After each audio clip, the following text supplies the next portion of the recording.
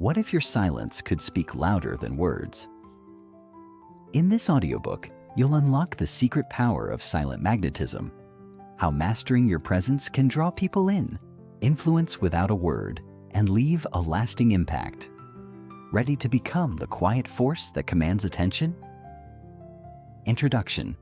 Imagine walking into a room, and within moments, everyone turns their head, their attention drawn to you. You haven't said a word, yet there's an undeniable pull. The air changes around you. People feel more at ease, more intrigued.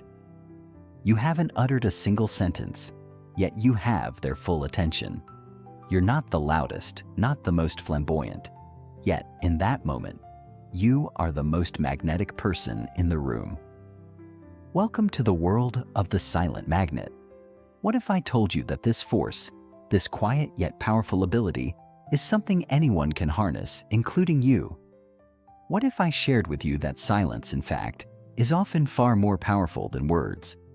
It's not a void, it's not an absence, it's a presence, a force that you can wield to influence, to inspire, and to connect with others on a level beyond anything you've ever imagined.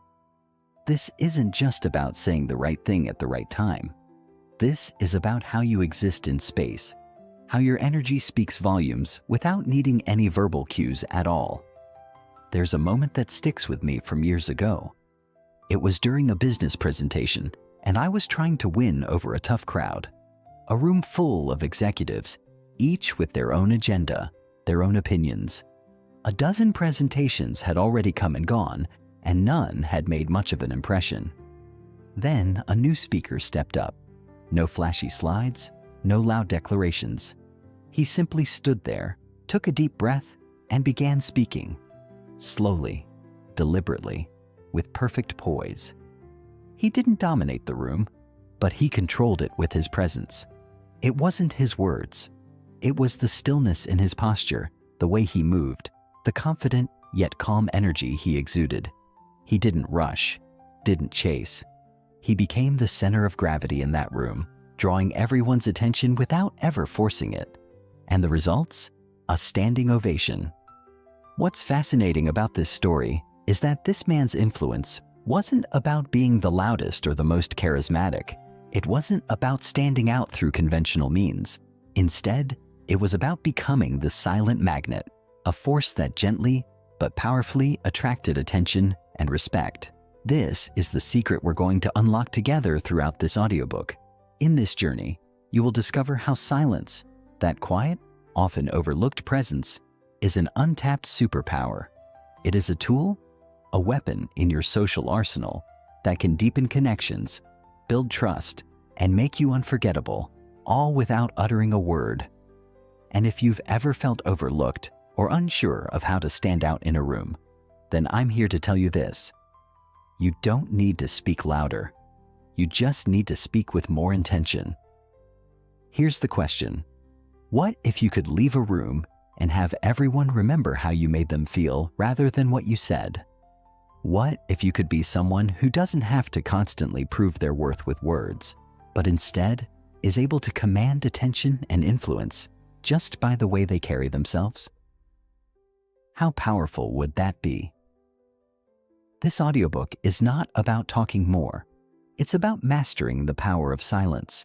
I'll guide you through a series of principles, habits, and mindsets that will help you develop a magnetic presence, one that draws others to you, makes them trust you, and allows you to influence with subtlety and grace. Here's what you'll gain from this journey. A new understanding of influence. You'll discover how to wield silent influence and control a room without speaking, how to make people gravitate towards you without even trying. Tools to cultivate presence. You'll learn how to embody a grounded, magnetic energy that others can't help but feel drawn to, no matter the setting. Practical tips and techniques. This isn't just theory. We'll dive into real-world practices you can start applying right away, whether in business meetings, social gatherings, or personal relationships. By the end of this audiobook, you won't just understand silent magnetism, you will live it. You'll develop an inner confidence that will allow you to command respect and influence effortlessly. So, are you ready to unlock the quiet power within you? To step into every room, every interaction, knowing you don't have to be the loudest or the flashiest, you just need to be the most present. This is your moment to tap into the power of silent magnetism and leave your mark on the world without saying a single word. Let's begin this journey together. Chapter 1. The language no one teaches. We've all felt it? That moment when someone walks into a room and doesn't say a word, yet somehow everyone feels their presence. The conversation slows, heads turn slightly, even the energy in the space seems to shift. Like the air gets heavier, not in a suffocating way, but in a way that commands notice. No applause, no announcement, no flashing signs, and yet they are seen. Maybe you've brushed it off in the past, or told yourself that kind of quiet charisma belongs to a special few, those born with it. But what if I told you that this magnetic quality isn't magic, and it's not even all that mysterious? What if I told you that what you're feeling in those moments is a language, a deeply human one, that most of us were never taught to understand, let alone master? That language is nonverbal influence.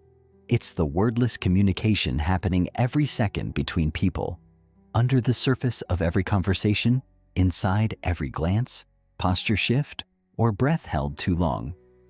And you're speaking it whether you realize it or not. Understanding nonverbal influence. Nonverbal influence isn't about being fake or memorizing a series of hand gestures and eye movements like some social magician. It's not about learning how to manipulate people into liking you or getting your way through tricks.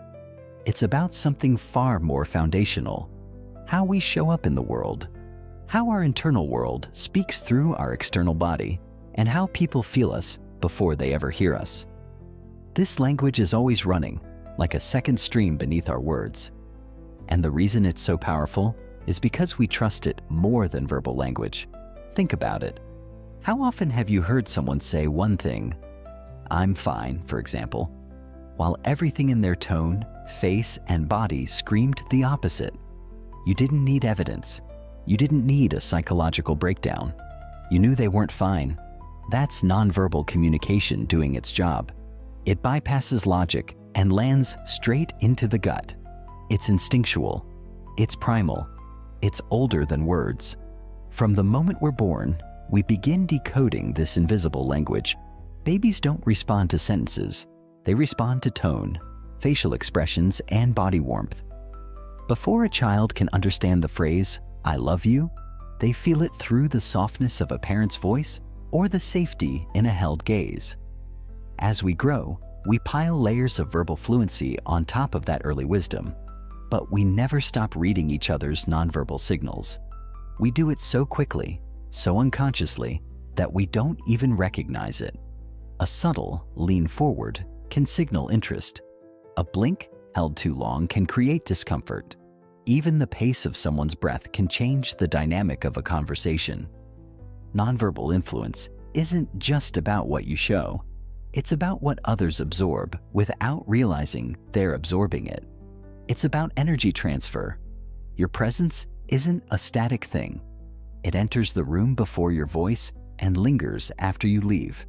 What makes this all the more fascinating is that it's not something we often reflect on. We focus so much on what to say, how to frame a message, how to sound confident, how to pitch, persuade, convince, that we neglect the signals we're sending all the time. You could say the perfect words in a negotiation, but if your shoulders are hunched, your jaw is tight, and your eyes are darting with uncertainty, people will feel that tension. They may not know why they don't trust you. They just won't. Conversely, someone might be silent, but if their presence radiates calm confidence, people lean in. They want to hear what that person has to say, even if they're not saying anything at all. That's influence. That's what silent magnetism looks like. And the best part? It's not reserved for a lucky few. It's learnable, buildable, and deeply human. Body speaks louder than voice. Now let's focus on the most obvious yet least understood tool of nonverbal influence, your body. If you've ever felt off around someone but couldn't explain why, it was probably their body language that sent mixed signals. The body doesn't lie. You can try to control it. Try to smile while you're nervous. Try to stand tall while you're shrinking inside. But the truth leaks out. Not always in dramatic, obvious ways, but in microsignals. A flinch, a blink, a breath held at the wrong time. These things are read not by the logical part of our brain, but by the intuitive part. And others are reading you the same way, even if they're not consciously aware of it. When you walk into a room, your body is already broadcasting a message. Are your shoulders drawn back or caved inward? Is your chest open or guarded? Is your face relaxed or stiff with effort? These signals register in milliseconds. Before you open your mouth, people have formed a subconscious impression of you. First impressions aren't just fast, they're sticky. And they're shaped largely by your nonverbal presentation. If that sounds intimidating, it shouldn't. It means you have more control than you think. You don't need to talk louder, perform harder, or dominate attention. You just need to become conscious of what your body is already saying and bring it into alignment with who you are or how you wish to be experienced. There's a concept in psychology called embodied cognition, which basically means your body and mind aren't separate. They talk to each other constantly. If you shift your posture into a more grounded stance, your mind responds. Your confidence rises. If you breathe deeply and slow your movements, your anxiety decreases. That's not fluff, it's science. Your body can lead your mind as much as your mind can lead your body. So when we say the body speaks louder than the voice, we mean it in both directions. You're not just communicating outward, you're creating an internal loop. Calm body, calm mind. Open body, open energy. Strong body, strong presence. This is why posture, facial expression, and movement matter. Not because they're tricks to impress others, but because they affect how you feel. And how you feel is what others ultimately respond to. I once coached a young woman named Amira, a brilliant analyst who struggled in high-stakes meetings. She told me, "I prepare obsessively, but the second I sit in that boardroom, I disappear." We reviewed recordings of her presentations. Her voice was clear, her data was solid, but her body betrayed her. She sat small, avoided eye contact, and her hands fidgeted under the table. The message she sent wasn't, "I'm unsure of my data," but "I'm unsure of myself." With some small adjustments, sitting forward slightly, placing her hands visibly on the table, softening her gaze, we changed her experience of herself. She reported back 2 weeks later, "People treated me differently. They listened longer. They didn't interrupt. Her content hadn't changed. Her presence had." Evolution of silent cues. This brings us to a critical truth about why nonverbal communication is so powerful. It's ancient. Long before humans developed language, we relied on physical cues to navigate the world. Survival depended on our ability to detect friend from foe, safety from danger, belonging from exclusion, all through sight, sound, and sensation. A rustle in the bushes triggered alertness. A fixed stare signaled aggression. A soft coo from a mother signaled safety. These primitive instincts still live within us. In modern life, they manifest in subtler ways. A person speaking too fast triggers stress. A tense jaw feels threatening. A long pause in a conversation makes us lean in. Our bodies are still responding to ancient scripts. So when we talk about nonverbal influence, we're not talking about social polish. We're talking about something far more primal, something wired into our nervous systems. This is why you can't fake it for long. Your biology will eventually show through. But it's also why transformation is possible. By working with your body and energy, not against them. You can become someone who influences naturally without trying so hard. You can speak directly to the nervous systems of others, not with words, but with presence.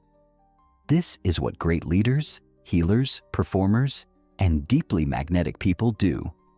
They resonate on a level beyond the intellect. They communicate safety, steadiness, clarity, even when silent. The best part is, you don't need to become someone else to do this. You just need to become more aware, more attuned.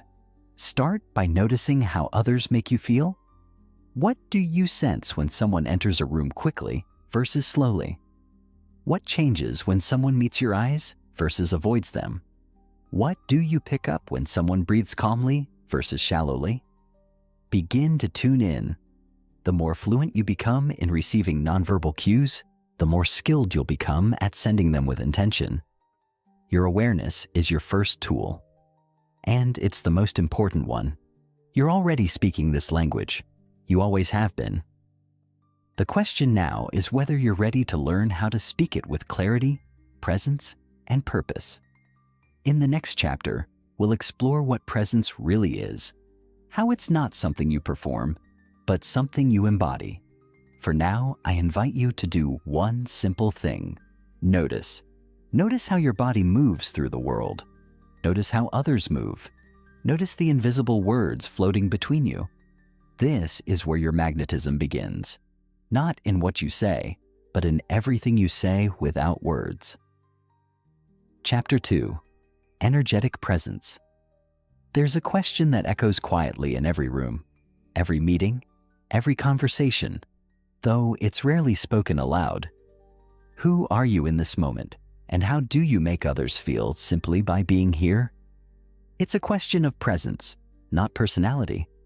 Not how charming or articulate you are, not how much attention you command with stories or clever remarks, but what you bring with you when you're not trying, what fills the space around you when you're quiet, when you're still, when there's nothing to distract from your essence. That, in its purest form, is presence, not a performance, but a transmission. And this presence, when honed, becomes magnetic. It draws people in, not because you demand attention, but because you invite trust, stability, and a sense of realness that's increasingly rare in a world full of noise. What is presence, really? To understand presence, we have to move beyond the cliches. Presence isn't about being the loudest voice in the room, or the most polished speaker, or the person with the most confidence etched into every gesture. It's not about charisma in the way it's often sold to us. Big energy, big smiles, big moves. In truth, presence is often quiet, still, even understated. But when it's real, it's unmistakable. Presence is what happens when your attention, your energy, and your body are all in the same place at the same time. No part of you is scattered. You're not thinking about your next move, not subtly escaping into self-judgment, not over-managing how you appear. You're simply here, and in being fully here, you make others feel more here too. You become a lighthouse in a world full of flickering candles. One of the most common misconceptions is that presence is something you put on, like a jacket you wear for important occasions. People try to activate it when they step on stage, or enter an interview, or start a conversation they believe matters. But real presence can't be summoned like that, because it's not something external, it's internal alignment. It's your body, mind, and emotional state syncing up into congruence. And here's the thing, people can feel when you're congruent. They may not know how to describe it, but they feel safer around you, more open, more curious. It's as if your very being says, I'm not trying to impress you. I'm just real. That's rare and powerful. Presence also isn't about perfection. In fact, some of the most magnetic people are deeply flawed, visibly human, even awkward in moments. But they're present in their humanness. They don't flinch away from discomfort. They stay grounded when others panic. They're still when others rush. And because they're not fractured inside, because they're not hiding from themselves, they invite others to settle too. It's incredibly disarming. You've likely felt it before. A moment where someone's calm made you calm, where someone's groundedness made you feel like you didn't have to prove anything. That's the silent influence of presence. It levels the emotional field. How presence is felt, not seen. Presence is a felt experience, and that's why it's so difficult to fake. You can mimic posture. You can rehearse facial expressions. You can even modulate your voice to sound more present. But if your energy is scattered, if part of you is overthinking, another part is performing, and yet another is emotionally checked out, people will feel the fragmentation. They might not pinpoint it consciously, but their nervous systems will register it.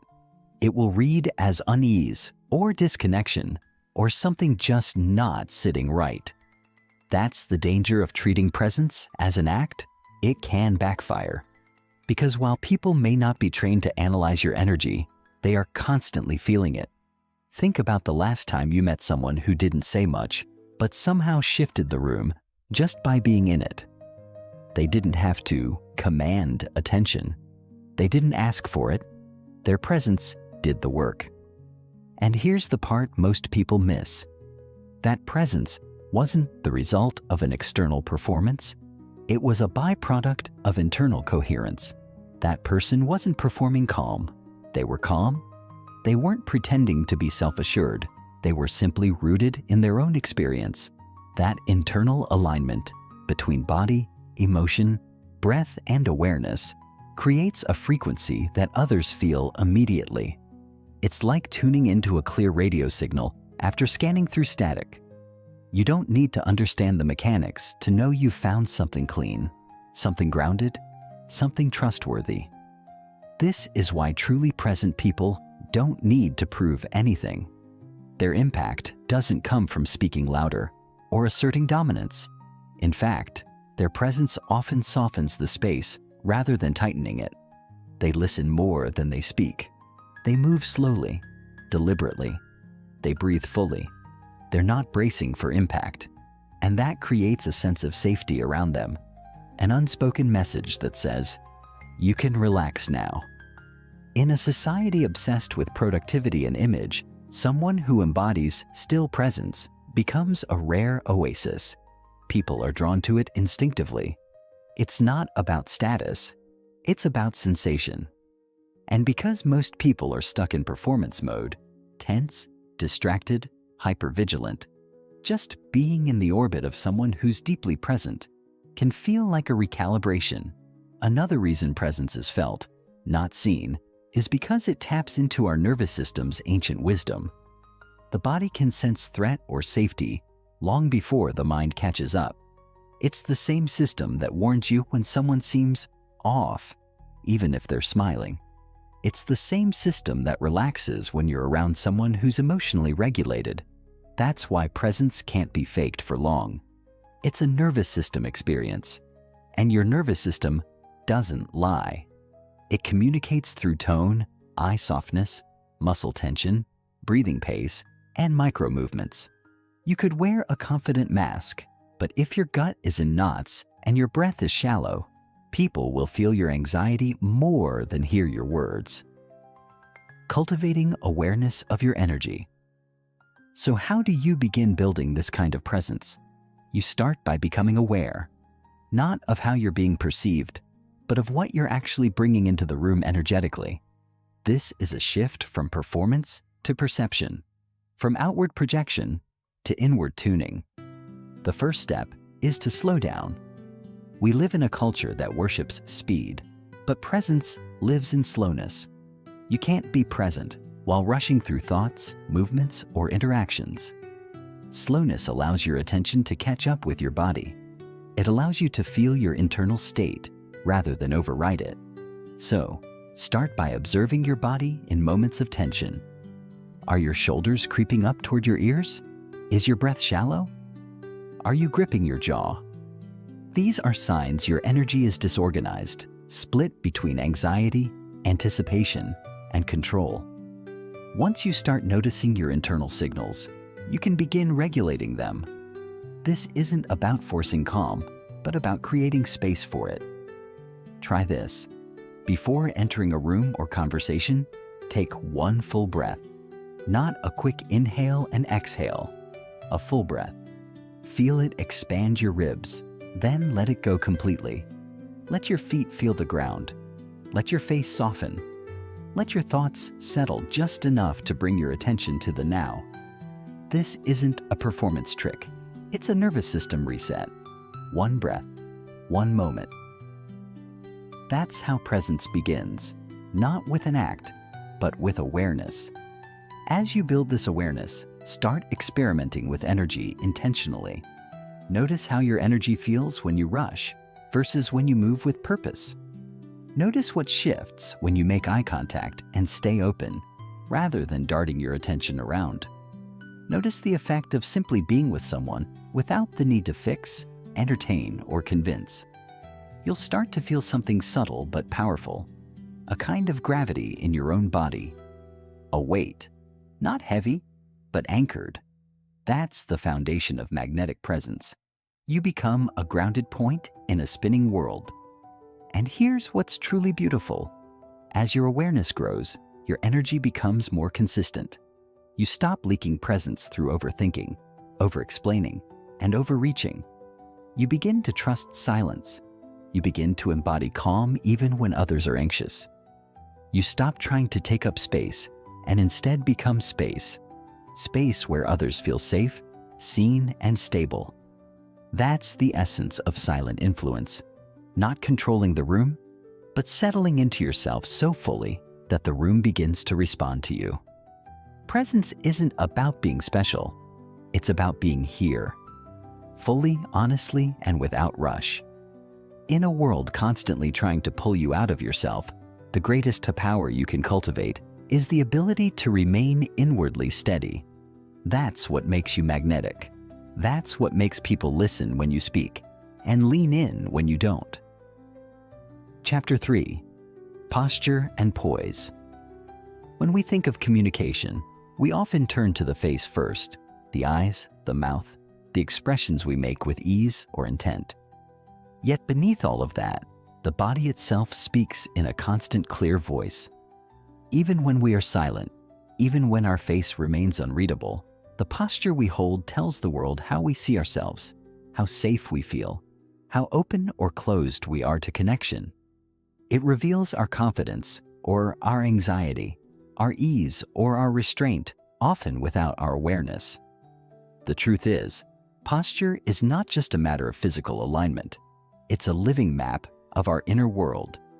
And the way we carry ourselves, quite literally, carries our energy, projecting our beliefs, our emotional baseline, and even the level of trust others feel in our presence.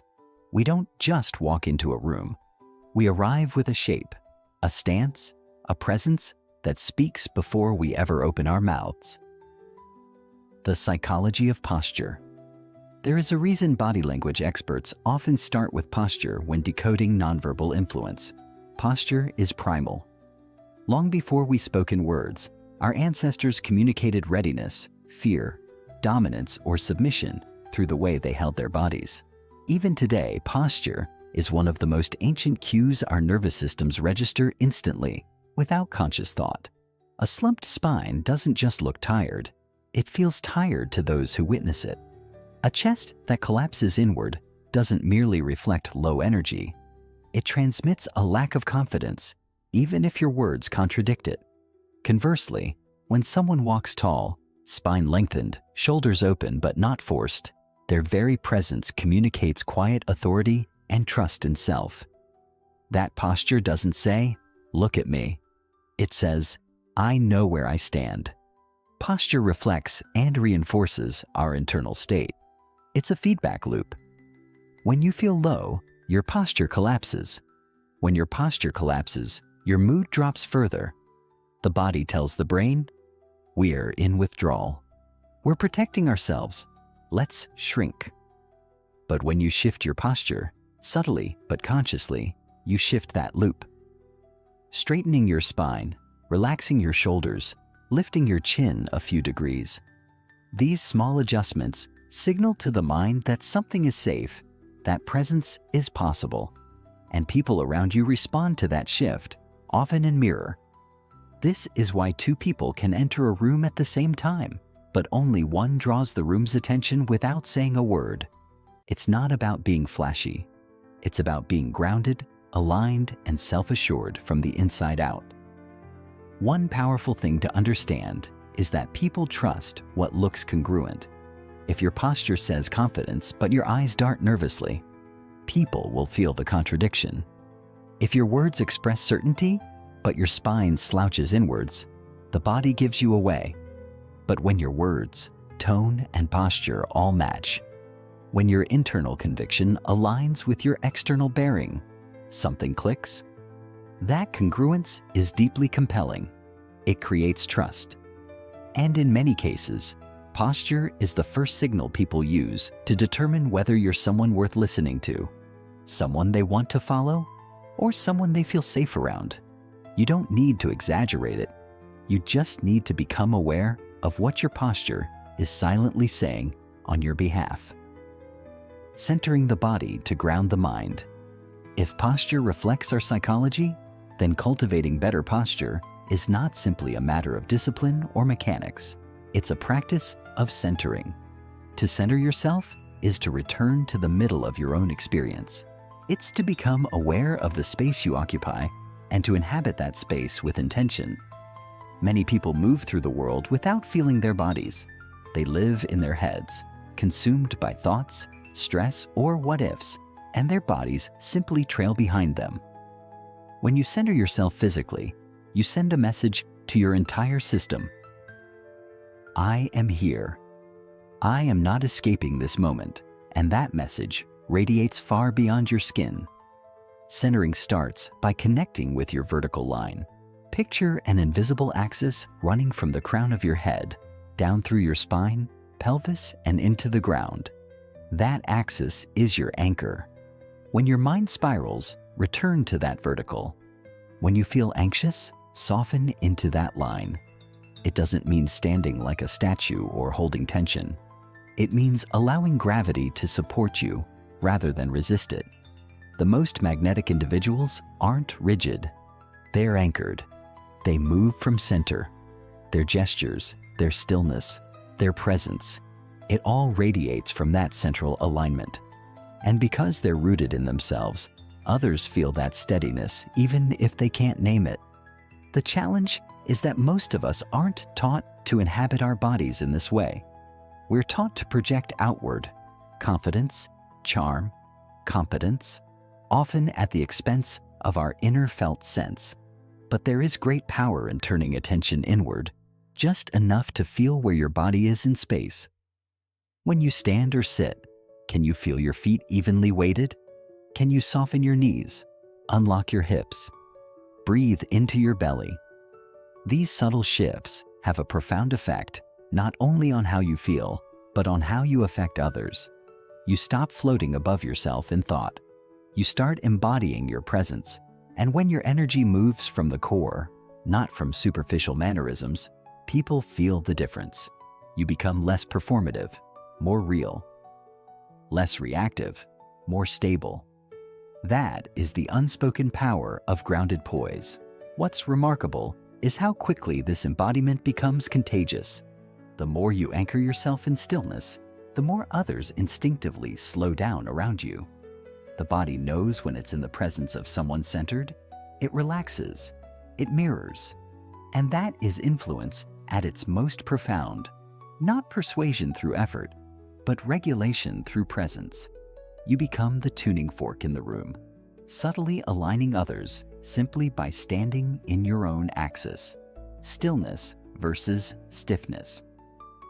At this point, it's important to differentiate between two very different energies that can look similar on the surface but feel drastically different: stillness and stiffness. A poised, magnetic presence doesn't come from holding tension. It comes from holding space, and that space is alive, fluid, responsive. When someone is stiff, their body becomes armored. They may stand tall, but their shoulders are clenched. Their breath is shallow. Their neck is tight. It's a posture of defense, not presence. Stiffness says, I'm trying to control how you see me. Stillness says, I'm already okay with who I am. Stiffness is often born from self-consciousness. We think we're being observed or judged, so we tighten. We control. We become rigid in an attempt to appear composed. But that control backfires. Because while stiffness may look like discipline to the untrained eye, to the body, it reads as anxiety. It lacks the warmth, the flow, the ease that true presence carries. People may nod along with a stiff person's words, but they won't feel invited. They'll feel kept at a distance. Why? Because stiffness blocks energetic exchange. It says, stay back. I'm holding it together. That's not the message of a silent magnet. Stillness, in contrast, is spacious. It is not the absence of movement, but the absence of wasteful movement. It's a kind of quiet composure that comes from deep comfort in your own skin. It allows the body to rest, not collapse. It allows the breath to move fully, not forcefully. And from this place, gestures become more intentional. Eye contact deepens. Presence thickens. Stillness says, I'm not bracing. I'm here, with you, right now. That kind of poise draws people in effortlessly. It softens the room without trying to impress it. To cultivate this kind of stillness, begin by paying attention to your patterns. Notice when you clench. Notice when you hold your breath or overcorrect your posture to appear professional. These are signs that you're leaving center and entering performance. Instead, ask, can I be tall but relaxed? Can I be alert but at ease? Can I hold this moment without gripping it? These are subtle but transformational questions. The body will respond immediately if you're listening. Over time, you'll notice that people respond not just to what you do, but to the quality of your stillness. And in a world where most people are tense, tight, and rushing to prove their worth, your stillness will feel like truth. Ultimately, posture and poise are not about looking polished. They're about returning to your natural state, a state of openness, groundedness, and fluid strength. When your body aligns with your breath, when your spine becomes your anchor, when your stillness becomes a signal of safety rather than stiffness, you embody something rare. You embody presence that speaks before you do. You become a silent magnet, not through technique, but through integrity of being. And others, often without knowing why, will be drawn to it. Chapter 4. Eyes that speak. There is a silence louder than words, more precise than gestures, and more penetrating than touch, the language of the eyes. Long before two people speak, they often lock eyes, even if just for a moment. And in that fleeting space, a powerful exchange takes place, often bypassing thought, landing instead in instinct. The eyes hold stories, sometimes volumes, even when the mouth remains still. They are gateways to truth, windows to emotion, and signals of presence or absence. In the realm of nonverbal influence, the eyes are perhaps the most underestimated instrument, not because we don't know they matter, but because we rarely understand how to use them deliberately. Many of us avoid strong eye contact for fear of seeming aggressive. Others overdo it, forcing a kind of presence that feels more confrontational than connected. But when used with intention, the eyes have the power to communicate confidence, safety, intimacy, and leadership without a single word uttered. To master the eyes is to master the most subtle and magnetic form of influence available, the power of eye contact. Eye contact is a language we all know instinctively, but few truly speak fluently. It is our first connection to another person, and often the deciding factor in whether we feel acknowledged, seen, or dismissed. When someone looks you in the eye with clarity and steadiness, not aggression, a subtle recognition takes place. I see you. I am with you. I am not hiding from this moment. That kind of gaze holds incredible power. It doesn't demand attention. It offers presence.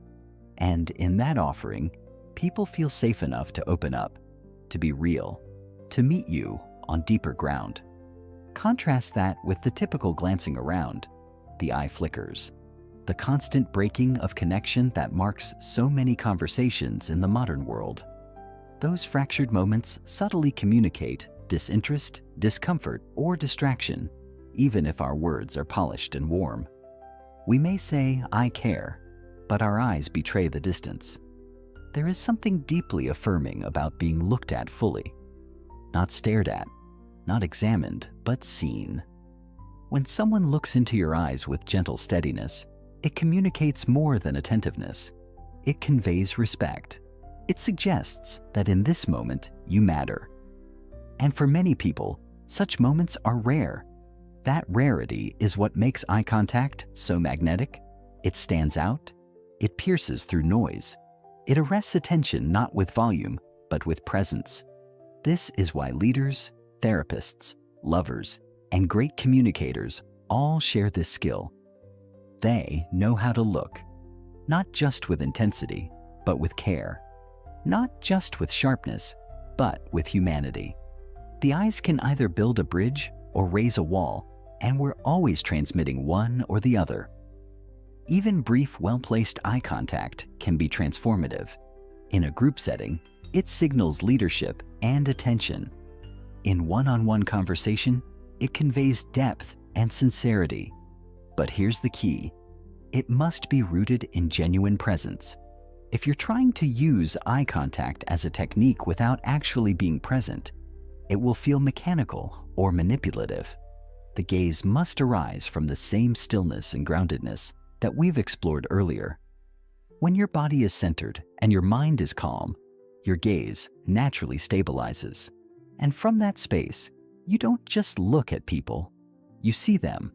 And that difference changes everything. The soft gaze versus the piercing look. One of the most subtle distinctions in nonverbal influence is understanding the energetic quality of your gaze. Not all eye contact is equal. There's a spectrum of intensity, and where you fall on that spectrum changes how people feel in your presence. On one end, there's the piercing look, often used in negotiations, confrontations, or moments of authority.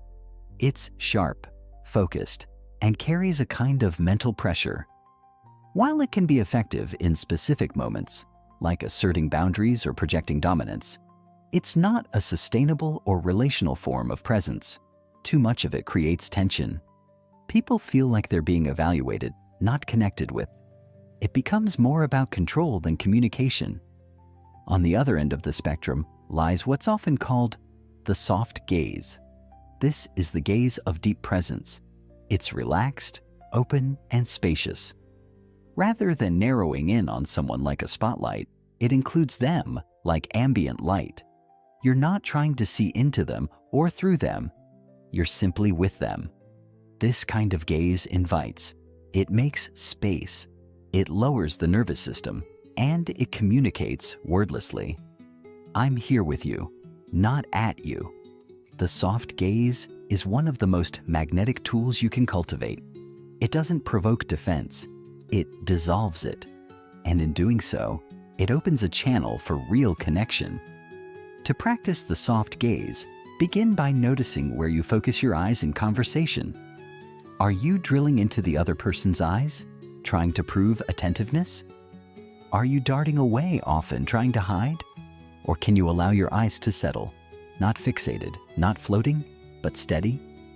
Let your eyes breathe. Let your gaze rest gently on the person's face, allowing peripheral vision to stay open.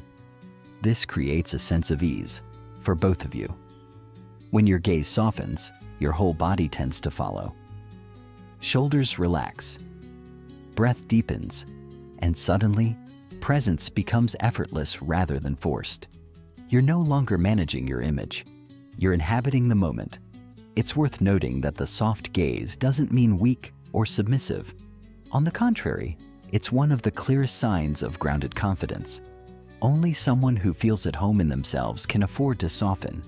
Someone who is threatened, performative, or uncertain will either avoid gaze altogether or overcompensate with intensity. But the person who is truly anchored, doesn't need to prove their presence. Their gaze reveals it. This is why the soft gaze is so disarming. It's the look of someone who has nothing to prove, nothing to hide. And in today's world, that is a rare and powerful thing to witness. Reading others through their eyes. As much as your gaze communicates your presence, it also gives you access to the inner world of others, if you know how to see it. The eyes are an emotional barometer. They tell you what the mouth won't. They reveal fatigue, excitement, skepticism, fear, curiosity, boredom, and joy, often in flashes too quick for words. Learning to read the eyes isn't about decoding micro-expressions like a human lie detector. It's about developing sensitivity. It's about noticing, not analyzing. And it starts with attuning to what the eyes feel like, not just what they look like. When you meet someone's eyes, ask yourself, what's the quality of their gaze? Is it darting or steady? Dull or bright? Inviting or guarded? These impressions aren't judgments, they're data. They give you insight into how connected someone feels. To themselves, to you, to the moment. Often, you'll notice a mismatch between what someone says and what their eyes reveal. A smile paired with evasive eyes.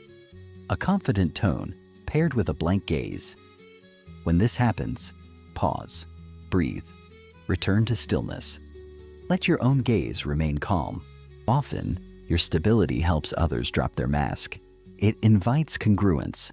People feel the safety to let their guard down, not because you asked them to, but because you saw the dissonance without flinching.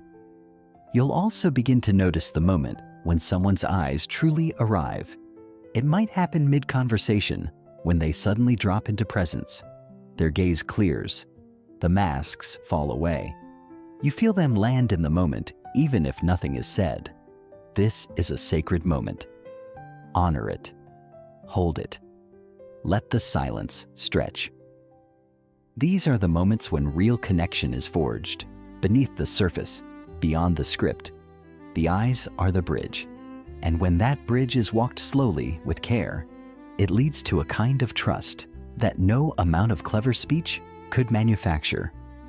There's also something deeply humanizing about seeing someone through their eyes. You stop relating to them as a role, client, stranger, boss, friend, and start relating to them as a person. Someone with fears and hopes and contradictions, just like you. This humanization softens judgment. It opens space. It reminds you that we're all walking through our own weather systems, and that presence is the one gift we can give each other freely, without needing to fix or impress. That gift begins with how you see. In the end, mastering eye contact is not about dominance, technique, or manipulation. It is about presence. It's about becoming someone who sees and is willing to be seen. Someone who doesn't hide behind performance or posture. Someone who uses their eyes not to control, but to connect. The silent magnet knows this power. They don't need to overwhelm a room to draw attention. They simply arrive with their full self, eyes included. And in a world where most people are looking past each other, to be fully seen and to see is an act of profound presence. Chapter 5. Breathing and Silence. There is something profoundly intimate about silence, true silence, not the absence of noise, but the presence of stillness. It wraps around a room like a soft fabric, slowing everything down, demanding nothing, proving nothing. Within that stillness lives one of the most overlooked tools of influence and presence: breath. It is the rhythm of our existence, the silent pulse that underlies every word, gesture, and glance. And yet, for most of us, breath remains invisible, not because it is hidden, but because we are disconnected from it. We breathe out of necessity, not intention. We speak without noticing the inhale, without feeling the exhale. But when you begin to breathe with awareness, a shift takes place. You begin to inhabit your presence. You begin to carry calm, not just perform it. In every room, in every moment, your breath becomes a message, silent but potent.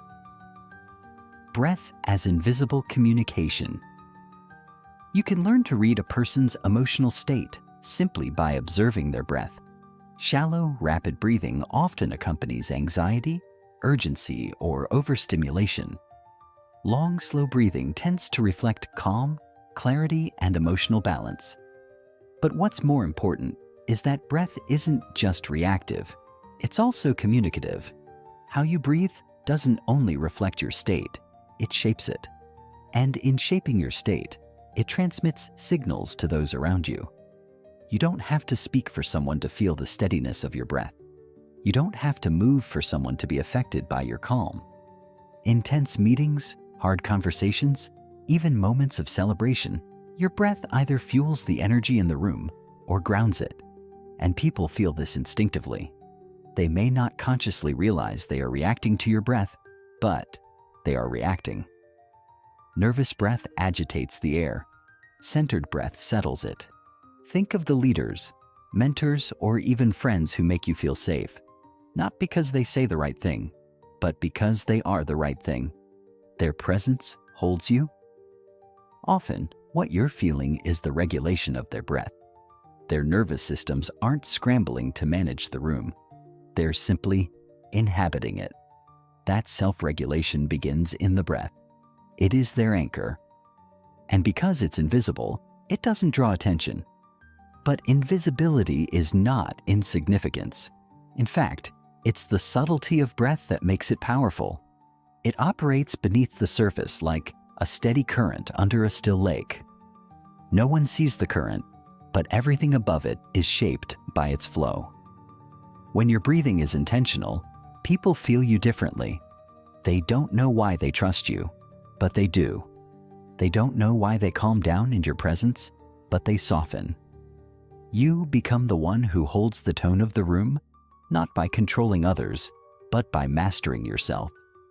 And it begins simply by noticing. Notice when your breath tightens. Notice when you're speaking from your chest rather than your belly. Notice the moments when you're holding your breath without realizing it. Each of these is a window, and behind that window is the opportunity to shift the energy, not through effort, but through awareness. To breathe is to lead, whether you say a word or not. Using breath to control presence. Presence is not a mystical quality reserved for monks or actors. It is a trainable state, and breath is the primary lever. When your breath is slow and grounded, your attention follows.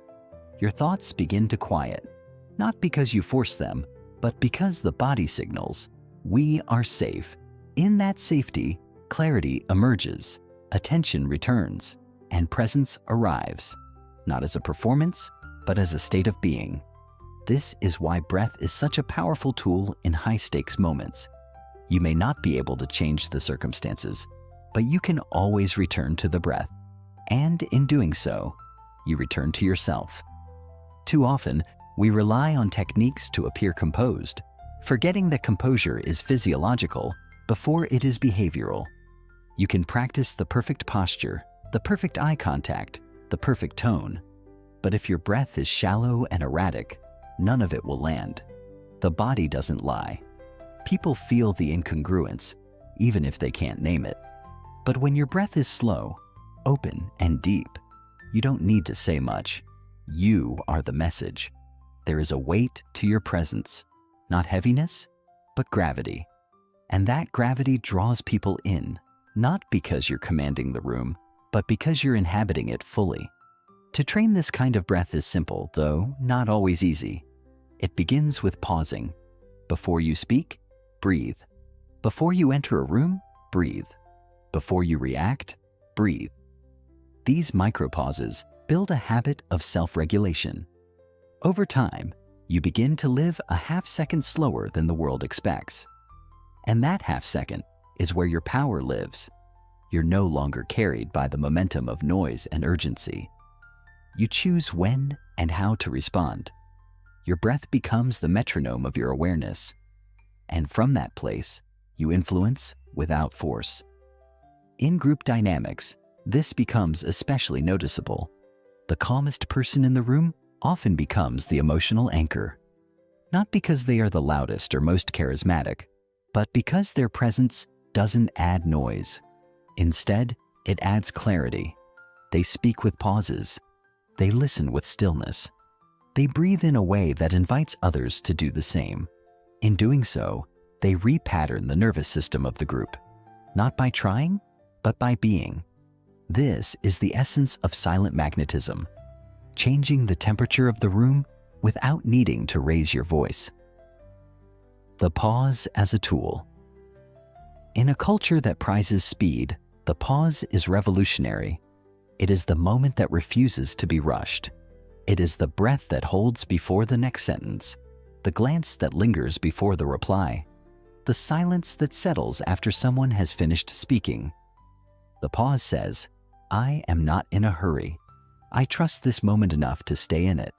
And that trust is palpable.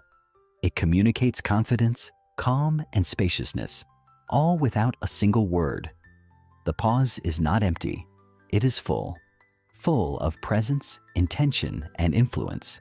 And the more comfortable you become with it, the more magnetic you become. Most people rush to fill silence because they fear what it might reveal. In conversation, we often jump in, not because we have something meaningful to say, but because we feel exposed by the gap. But silence doesn't expose you. It reveals you. It shows whether you are rooted or reactive, whether you're present or posturing. And that moment of revelation is powerful. When you learn to sit in the pause, without fidgeting, without rushing, you become unmistakably present. You stop performing. You start being. And people feel that shift. It draws them in. The pause also sharpens your communication. When you speak after a pause, your words carry more weight. They emerge not from habit, but from clarity. Even a single breath before a sentence can change how it lands. You're not just talking, you're offering something considered. And in a world addicted to reaction, that consideration stands out. It slows the tempo of the exchange. It invites depth. It makes the moment sacred, even if the topic is mundane. You create a space where something real can happen. And when listening, the pause becomes even more vital. It is the space that honors what was just said. Too often, we respond the moment someone finishes speaking, sometimes even before. But the pause says, I heard you. I'm not rushing to respond. I'm letting it land. That moment of stillness validates the speaker more than any words can. It shows you're not just hearing, they're being felt. And in that feeling, trust begins to grow. The person may not know why they feel safe with you, but they do. It is because you offer space, not solutions. You allow their words to breathe. And in doing so, you breathe with them. In leadership, intimacy, conflict, and connection, the pause is your silent ally. It gives you access to wisdom beyond reflex. It allows you to respond rather than react. It invites others to meet you in depth, not just speed. And it makes your presence undeniable, not because you take up space, but because you honor space. The pause doesn't remove tension, it transforms it. It turns urgency into clarity, chaos into calm, performance into presence. In the quiet rhythm of your breath, in the subtle power of your pause, and in the invisible influence of your silence, lies the true mastery of nonverbal presence. You don't need to say more to mean more. You don't need to fill space to hold it. When you learn to breathe with intention, to slow your tempo, to welcome silence not as a void, but as a container, you begin to live as a silent magnet. People feel you not because you assert yourself, but because you inhabit yourself. And that is a force more powerful than any speech. The world does not need more noise. It needs more grounded, steady presence. And that begins in the quiet temple of your breath. Chapter 6. The Power of Subtle Movements. There's an undeniable magic in stillness, an almost sacred quality that can shift a room's energy without a single word being spoken. Yet, this stillness is not about rigidly holding the body in place or suppressing all forms of movement. Stillness is a choice, a conscious act of being present rather than performing an action. However, the power of movement, when done with intention, is equally influential. Subtle movements, the kind that are almost imperceptible to the untrained eye, can convey volumes. They allow you to communicate nonverbally in ways that speak more truthfully than any carefully constructed sentence ever could. In the world of nonverbal influence, the small intentional gestures you make shape your presence. These seemingly inconsequential movements are the silent language of your body, and in that silence, they possess a tremendous power to influence others, to draw them toward you, and to make your presence felt. Small gestures, big impact. In a world that is constantly rushing forward, people have become conditioned to overlook the power of the small and the subtle. Yet, these are often the most potent forms of communication. A slight adjustment of your posture when listening to someone, a purposeful hand gesture when speaking, or even the way you position your body to indicate openness. Each of these movements carries weight, often more than we realize. For example, imagine you're in a conversation and you make a small movement to lean forward just slightly. Or perhaps you tilt your head in acknowledgement while the other person is speaking.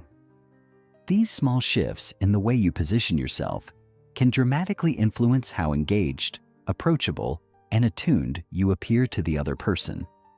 The effect is almost invisible, but it is deeply felt. People intuitively pick up on these subtle cues and feel understood or acknowledged without a word being exchanged.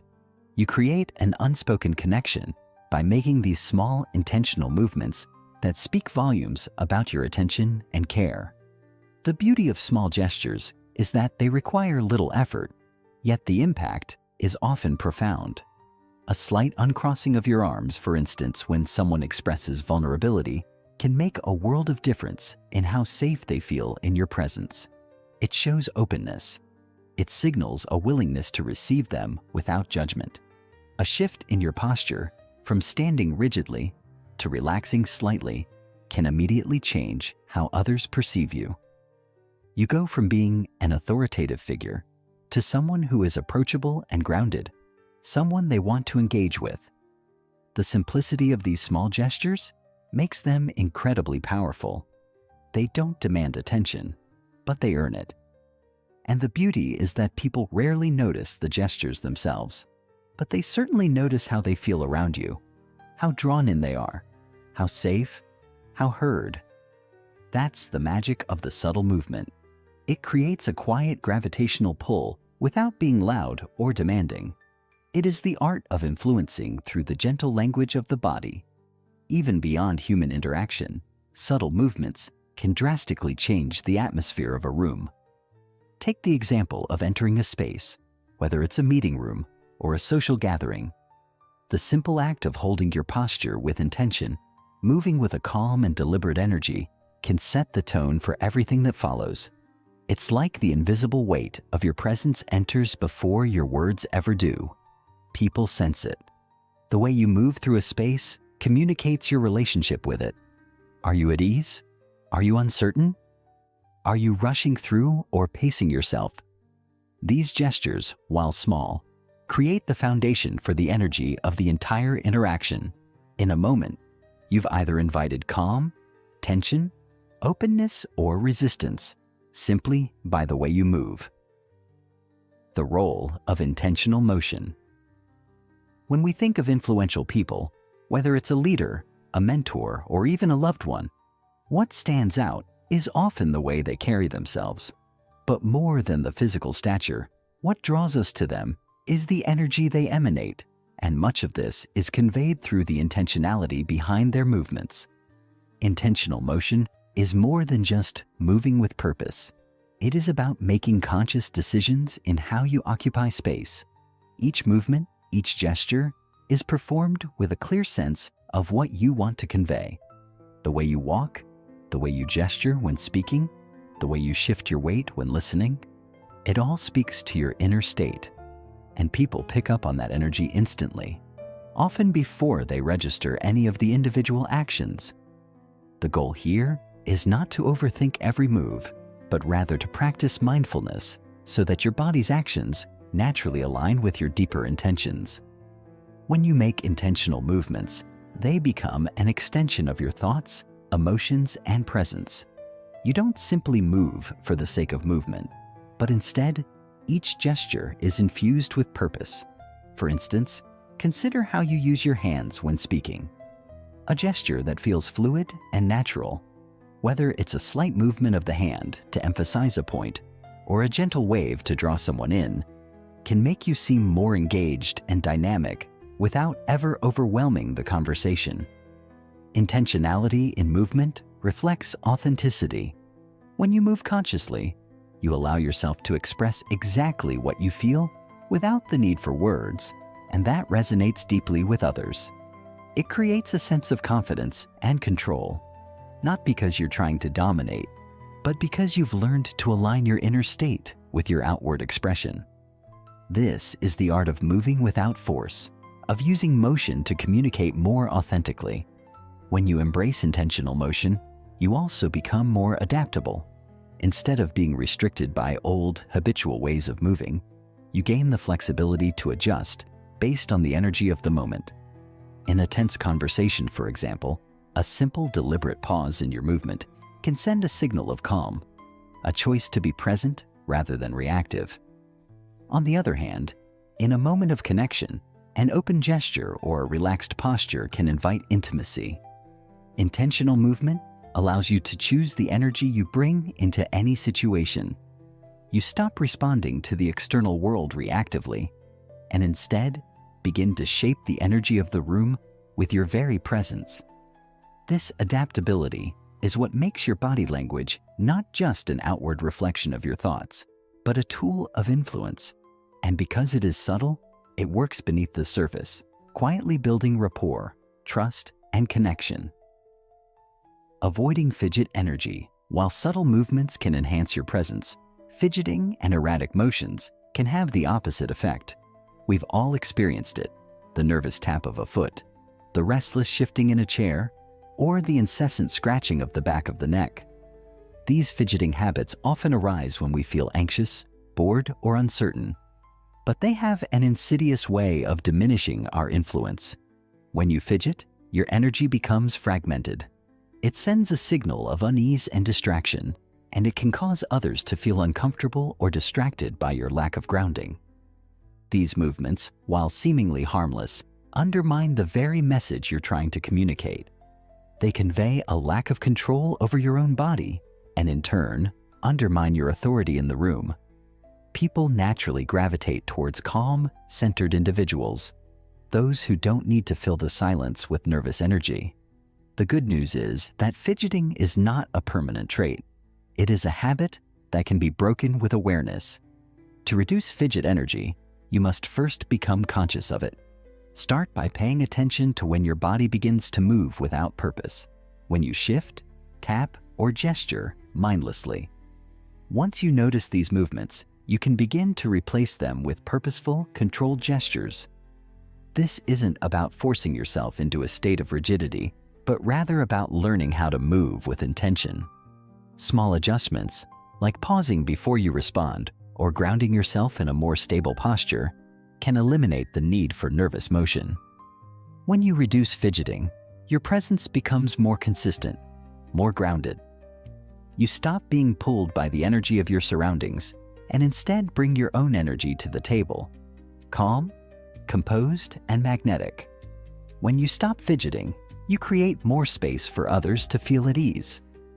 Your movements communicate that you are in control, present, and not distracted by the internal noise that often drives restlessness. This is what makes subtle movements so powerful. They allow you to be present and steady, creating a calm, controlled environment that invites others to relax. In doing so, you shift the dynamic of the room. You become the one who holds the space, not because you fill it with energy, but because you make space for others to find their own peace in your presence. In mastering the art of subtle movements, you gain control over how you are perceived and how you influence those around you. It's not about making grand gestures or showing off your physicality. It's about learning how to move with intention, how to allow your body to express calm, openness, and confidence without dominating the moment. When you harness the power of small gestures, intentional motion, and eliminate fidget energy, you begin to speak the silent language of influence. People feel drawn to you, not because of what you say, but because of how you move. And in that quiet movement, your magnetism is born. Chapter 7. Emotional Resonance. In the complex dance of human interaction, emotions are the invisible forces that shape the way we connect with others. They are more than just internal states. They are powerful waves that ripple outward, affecting the energy of the room, the dynamics of conversations, and the atmosphere in ways that words often cannot. Our bodies are finely tuned instruments, constantly sending out signals that communicate our emotional states, whether we're aware of it or not. These signals, subtle and quiet, have the potential to resonate deeply with others, drawing them toward us or pushing them away. The emotional energy we emit is like a silent music, a rhythm that can harmonize with others or create dissonance. This is the silent influence of emotional resonance, the ability to use our emotional energy to shape our interactions and connections without ever needing to say a word. Understanding this silent power is key to mastering nonverbal influence, as it allows us to create the emotional tone of a room and guide the emotional currents of our relationships. Emotions as silent waves. Every person we meet, every conversation we engage in, is steeped in an emotional exchange. Emotions don't just reside within us, they radiate outward in waves, influencing the world around us. Much like the subtle shift of a current in the ocean, emotions flow and interact with one another, creating an undercurrent that shapes how we experience each moment. When you walk into a room, you can often feel the mood before anyone speaks. You might not be able to pinpoint it exactly, but you know whether the atmosphere is tense, relaxed, excited, or uneasy. This is the invisible emotional resonance at work. Our bodies are constantly broadcasting emotional signals through our facial expressions, posture, and even the smallest gestures. These signals are received by others, often on a subconscious level, and the emotional waves we send out have the power to influence how others feel in our presence. Consider a situation where you enter a room filled with people. If you are feeling calm and centered, this emotional state will be reflected in your body language, your relaxed posture, steady breathing, and confident but composed demeanor. Without saying a word, you communicate to those around you that the environment is safe, stable, and peaceful. People subconsciously pick up on these signals and begin to mirror your emotional state. In a similar situation, if you walk into the same room feeling anxious or frustrated, your emotions will manifest in your body language, perhaps as tension in your shoulders, a tightness in your jaw, or rapid movements. These emotional waves will be picked up by others, and the room may suddenly feel charged with unease. People will unconsciously begin to mirror your energy, creating a ripple effect that amplifies the initial emotional state you entered with. This is the silent, invisible power of emotional resonance. It is a constant undercurrent in all human interactions, one that shapes the dynamics of every room we enter and every conversation we have. What's remarkable about emotional resonance is that it is not limited to the emotions we consciously choose to express. We may attempt to hide our feelings, but our bodies have a way of revealing them regardless. A furrowed brow, a quick glance, a shift in posture. All of these small subconscious signals convey our emotional state far more than our words ever could. And the reverse is true as well. When we choose to be mindful of the emotional energy we bring into a space, we can intentionally shift the mood of the room by adjusting our own emotional state. By consciously cultivating emotional awareness and control, we can create an environment that is conducive to connection, understanding, and influence, without the need for any overt actions or words. It is the silent power of emotions that shapes the tone of every interaction and guides the flow of human connection. How you tune a room. The concept of emotional resonance extends beyond individual interactions. It can shape the atmosphere of an entire room. Think of yourself as an emotional conductor, subtly orchestrating the energy that moves through a group of people. In every social interaction, we play a part in the emotional dynamics of a space, whether we realize it or not. We have the ability to tune a room, to set the emotional tone of the environment by either amplifying or calming the energy around us. The key to tuning a room lies in our awareness of the emotional energy we are sending out and the ability to adjust it according to the needs of the situation. Just as a musician adjusts the tone of their instrument to blend harmoniously with the rest of the orchestra, we must adjust our emotional energy to create the desired atmosphere in the room. This tuning process begins with self-awareness. If you are in a meeting and sense that the energy is tense, the first step is to notice how you are feeling. Are you contributing to the tension with your own emotional state? Or are you able to ground yourself and project a sense of calm? By consciously choosing to regulate your emotional state, whether through deep breathing, calming your thoughts, or grounding your energy, you begin to influence the emotional temperature of the room. People will begin to mirror your energy, and the collective mood of the group will shift. In this way, you are not merely reacting to the emotions of others. You are actively shaping the emotional landscape around you. Tuning a room is not about suppressing emotions or forcing a particular mood, but about being intentional with the energy you bring into the space. It's about recognizing the emotional currents that are already at play and either amplifying or diffusing them. In a moment of high tension, for example, instead of adding to the stress, you can create a calming effect by speaking slowly, using measured gestures, and exuding calm through your body language. In contrast, if the room feels lethargic or disengaged, you can elevate the energy by projecting enthusiasm, using open and inviting gestures, and making your movements larger and more animated. By doing this, you influence not only how you are perceived, but also how the group dynamic unfolds. You become a source of emotional influence, not by forcing anything, but by subtly guiding the energy with the resonance of your emotions.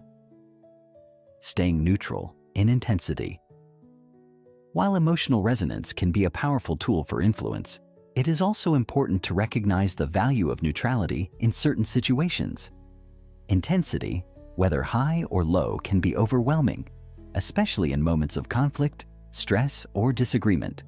It's easy to get swept up in the emotional current of a charged situation, but to truly influence the outcome, it is often more effective to remain neutral in intensity. Neutrality is not about suppressing your emotions, but about maintaining control over them so they do not dominate the interaction.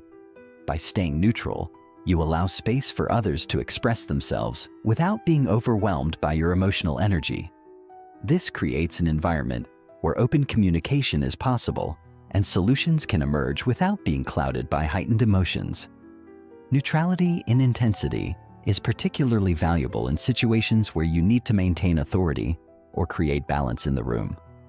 In a leadership role, for example, remaining emotionally neutral allows you to approach challenges objectively without letting your personal emotions cloud your judgment. It also signals to others that you are in control, calm under pressure, and capable of navigating complex emotional dynamics.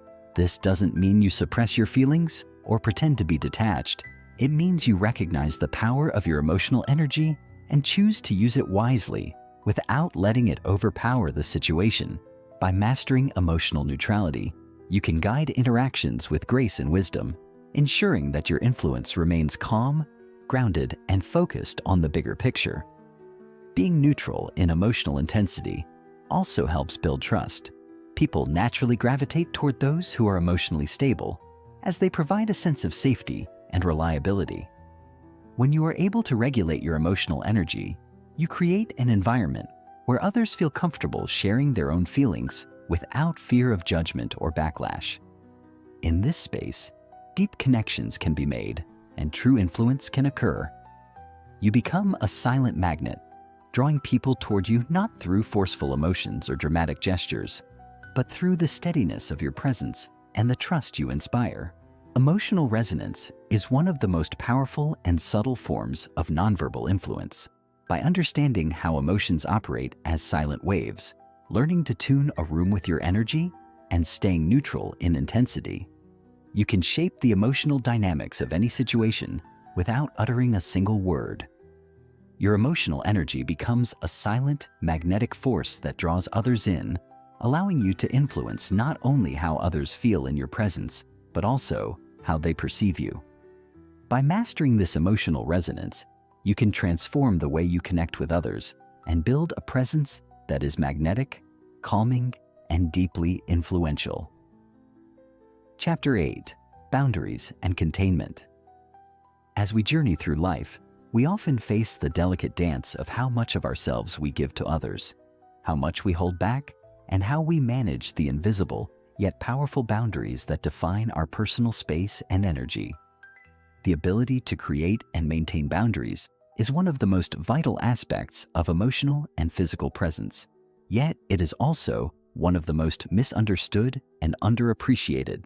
Many people mistakenly believe that being open and unguarded is the key to forming strong connections with others. While openness has its place, true influence, especially the kind of silent influence that draws people in, requires something more. Self-containment. Self-containment is the ability to regulate your emotions, your energy, and your presence in such a way that you maintain a sense of internal balance and control, no matter what is happening around you. It is the art of holding your space, of radiating calm and confidence without being overtly expressive or dominating the room. This subtle yet powerful form of influence is often invisible to the naked eye, yet it is one of the most magnetic forces you can develop. When you master the art of containment, you not only safeguard your own energy, but also create an environment where others feel safe, respected, and drawn to your grounded presence. The aura of self-containment.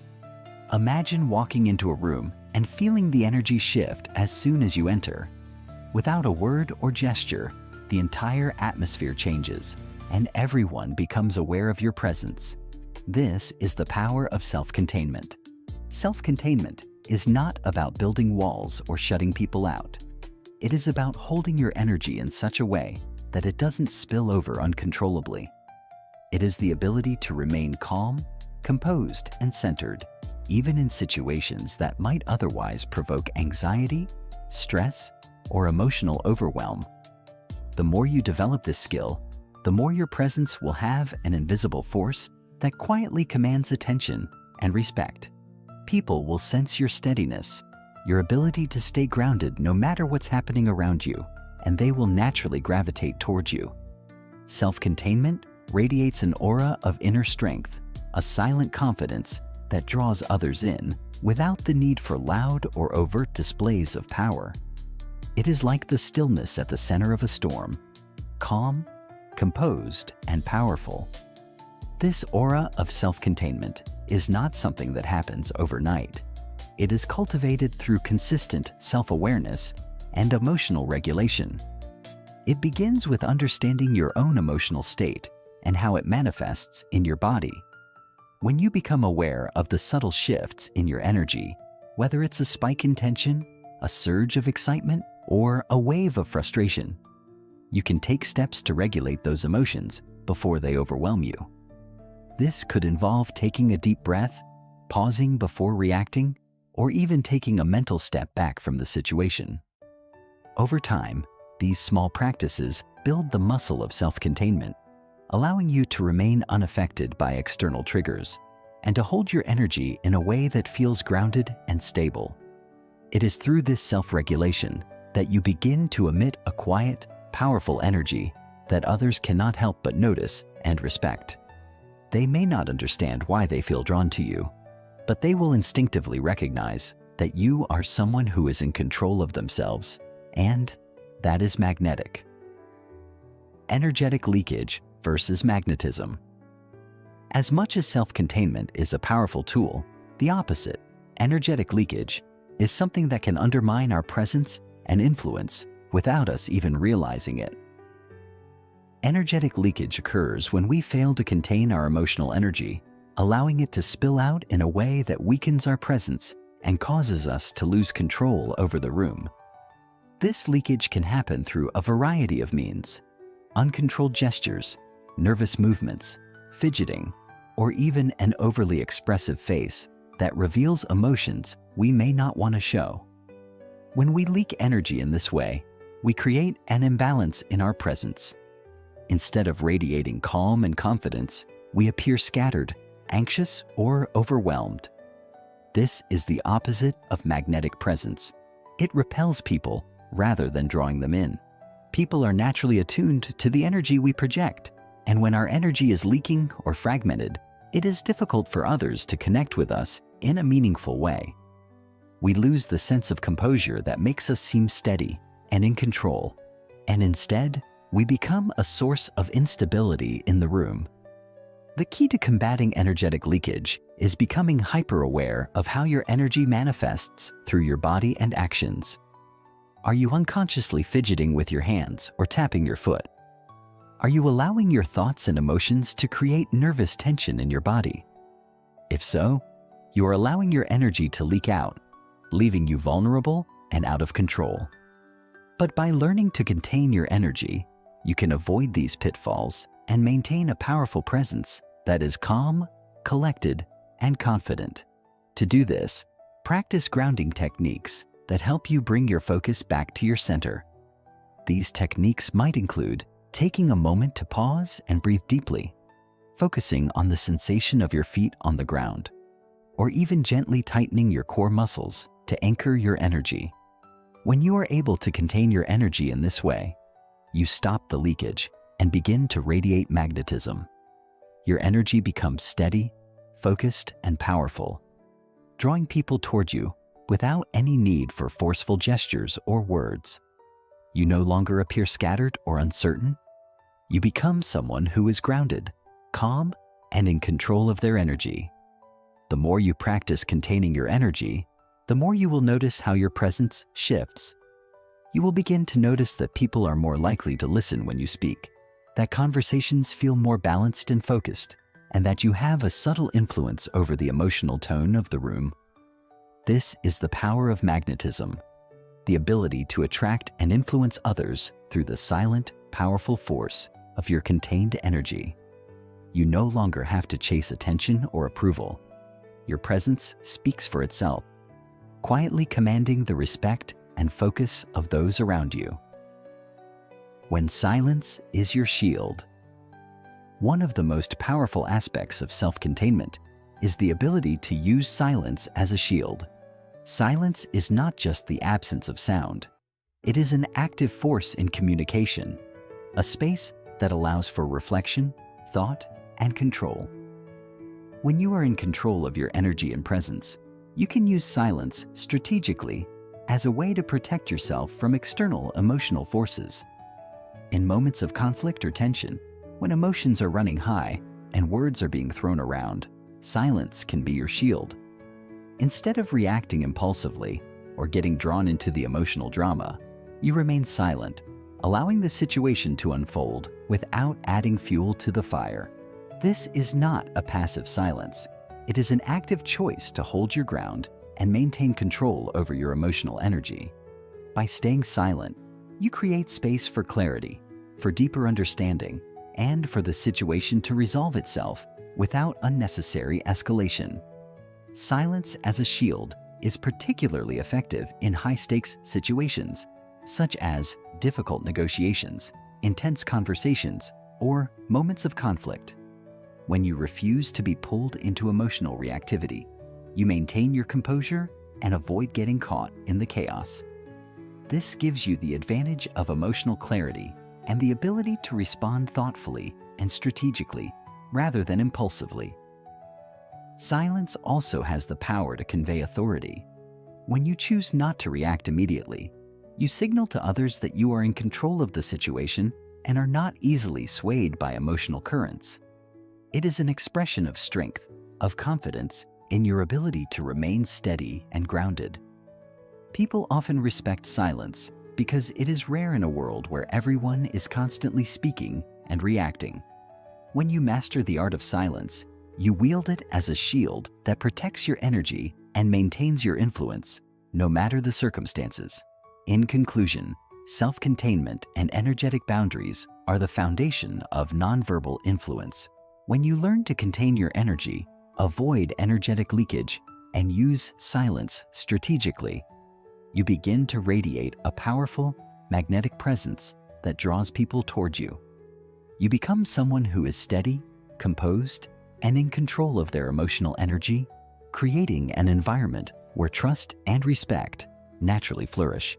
Through the practice of containment, you can navigate any situation with grace, confidence, and the subtle strength that comes from holding your own space in a noisy, chaotic world. Chapter 9. The Magnetic Listener. The true depth of human connection is not built on the words we speak, but on the way we listen. Most people think of listening as a passive act, simply hearing the words that are spoken. But true listening goes much deeper. It is an active, dynamic process that requires presence, attention, and a sensitivity to what is not being said. The magnetic listener understands that every conversation is an opportunity to create a powerful bond, to make others feel heard, valued, and understood without uttering a single word. This is the essence of nonverbal influence, the ability to create a connection through the act of truly listening. By developing the skill of magnetic listening, you can cultivate relationships that are built on trust and empathy, drawing people toward you without saying anything at all. In fact, some of the most profound moments of connection happen not through words, but through the space we hold while others speak. The simple act of truly listening with presence can transform the way people experience you, creating a sense of warmth, understanding, and deep connection that goes far beyond surface-level conversation. Listening as an active presence. Listening, when done correctly, is far from passive. It is an active and deliberate engagement of your mind, body, and energy. To listen effectively, you must be fully present in the moment, setting aside your own thoughts, distractions, and judgments to focus entirely on the speaker. This requires a deep level of mindfulness, a conscious decision to quiet the internal chatter and tune in to the person before you. As you engage with someone in conversation, your entire presence should be directed toward them, allowing their words to fill the space between you without interference. This is the difference between hearing and listening.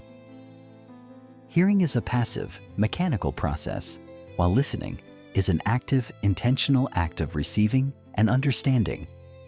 When you listen actively, you are not merely waiting for your turn to speak. You are engaging with the speaker's words, emotions, and energy in a way that makes them feel truly heard.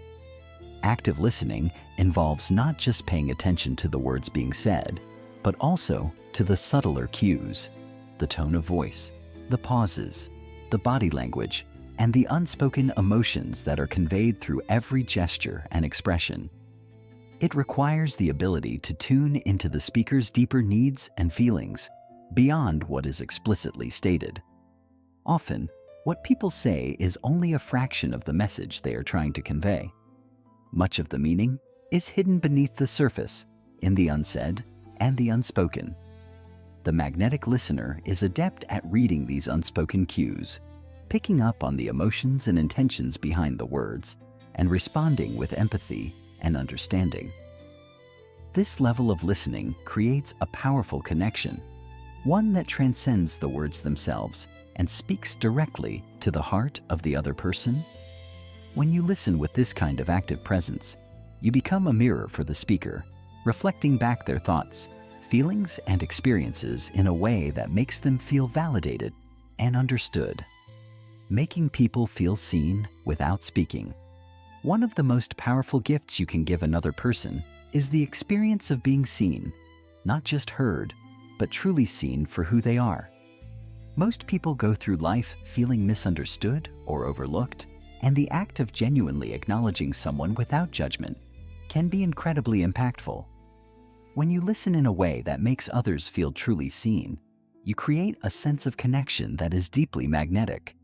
This is not about offering solutions or advice, but simply being present and showing that you understand and respect their experience. When someone feels seen, they feel valued, and this sense of validation fosters trust and intimacy, even without a single word being exchanged. This type of listening is one of the most powerful ways to create lasting relationships, as it establishes a foundation of mutual respect and empathy. It is a form of silent communication that speaks volumes about your ability to connect with others on a deeper level. To make others feel seen, it is essential to practice full engagement in the moment. This means giving the speaker your undivided attention, maintaining eye contact, and using your body language to show that you are completely present with them. A slight nod, a softening of your posture, or a quiet breath in response to their words can all communicate that you are truly with them in this moment. Your facial expressions should mirror the emotions being conveyed, showing empathy and understanding. This kind of nonverbal affirmation helps to create a space where the speaker feels safe to express themselves fully. People are drawn to those who make them feel understood, and when you cultivate this ability to make others feel seen without speaking, you become a magnet for trust, respect, and connection. It is important to note that this form of listening is not about agreeing with everything the other person says, but rather about recognizing their perspective and validating their feelings. By allowing others to share their thoughts and emotions freely, you give them the space to explore and process their own experiences, which in turn fosters a sense of connection and understanding. In relationships, whether personal or professional, the ability to make others feel seen without words is one of the most powerful ways to build trust and influence. People who feel seen are more likely to open up, share their ideas, and engage with you in meaningful ways, creating a deep and lasting bond. Nodding, mirroring, and breath matching. While listening with full presence is essential, there are also subtle, nonverbal techniques that can enhance your ability to connect with others and strengthen your magnetic presence. Nodding, mirroring, and breath matching are three simple yet powerful tools that can help you deepen your listening skills and make the other person feel truly understood. These techniques are grounded in the idea of empathy and nonverbal synchronization, the ability to match the energy, rhythm, and emotional tone of the speaker in a way that enhances the connection. Nodding is a subtle yet effective way to show that you are actively engaged and processing the information being shared. A gentle nod, timed with the speaker's words, communicates that you are following their thoughts and that you understand their point of view.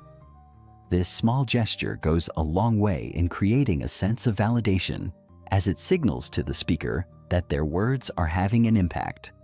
Similarly, mirroring the speaker's body language can enhance the connection by creating a sense of harmony and mutual understanding. If the speaker leans forward, you might subtly lean forward as well. If they cross their arms, you might do the same. This unconscious mimicry signals that you are attuned to their energy and emotional state, which fosters trust and connection. While this may seem like a simple technique, it is highly effective in building rapport and creating a deep sense of alignment with the speaker. Breath matching is another powerful tool in the art of magnetic listening. This involves subtly matching the rhythm of the speaker's breath as they speak. If they take slow, deep breaths, you might unconsciously slow your own breathing to match their pace. This creates a sense of synchronization and connection, as if you are both operating on the same emotional wavelength.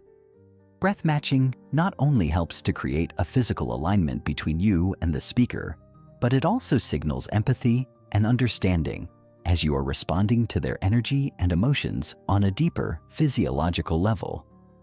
When you use these techniques, nodding, mirroring, and breath matching, you enhance your ability to listen actively and create a magnetic connection that draws people toward you. They will feel that you are completely in tune with them, that you are not just hearing their words, but feeling their emotions and responding with care and attention. Becoming a magnetic listener is one of the most powerful ways to build influence without speaking a word. By listening with active presence, making others feel seen and understood, and using subtle, nonverbal techniques like nodding, mirroring, and breath matching, you can create deep, lasting connections that transcend words. Listening is not just about hearing. It is about understanding, empathizing, and creating an emotional resonance with others. When you master this skill, you become a magnet for trust, connection, and influence, drawing people toward you without ever having to force the conversation. Chapter 10.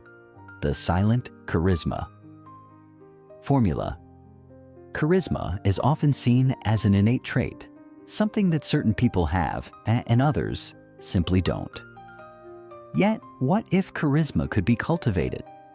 What if it were not the result of loudness or force, but rather the product of a quiet, confident presence? The truth is that charisma isn't about speaking in a way that demands attention or performing for others.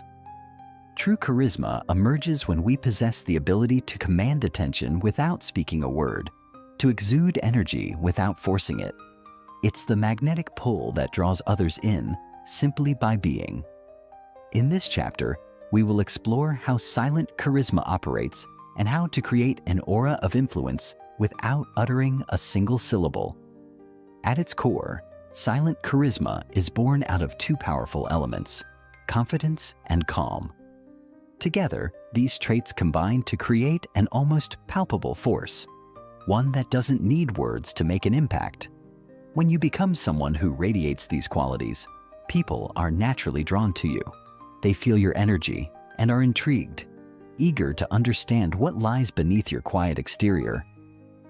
Silent charisma is the art of presence, of owning a room without dominating it, of making an impression that lasts long after the conversation has ended. Confidence plus calm equals charisma.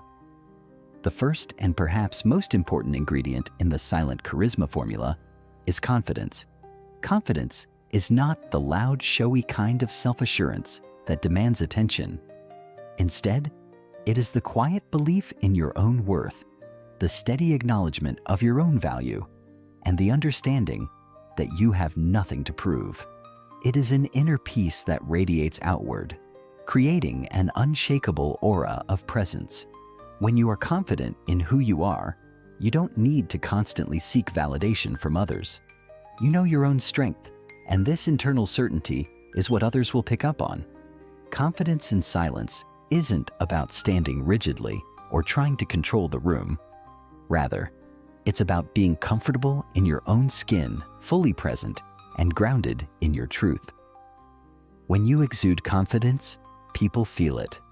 They sense that you are someone who knows their value and doesn't feel the need to shout it from the rooftops.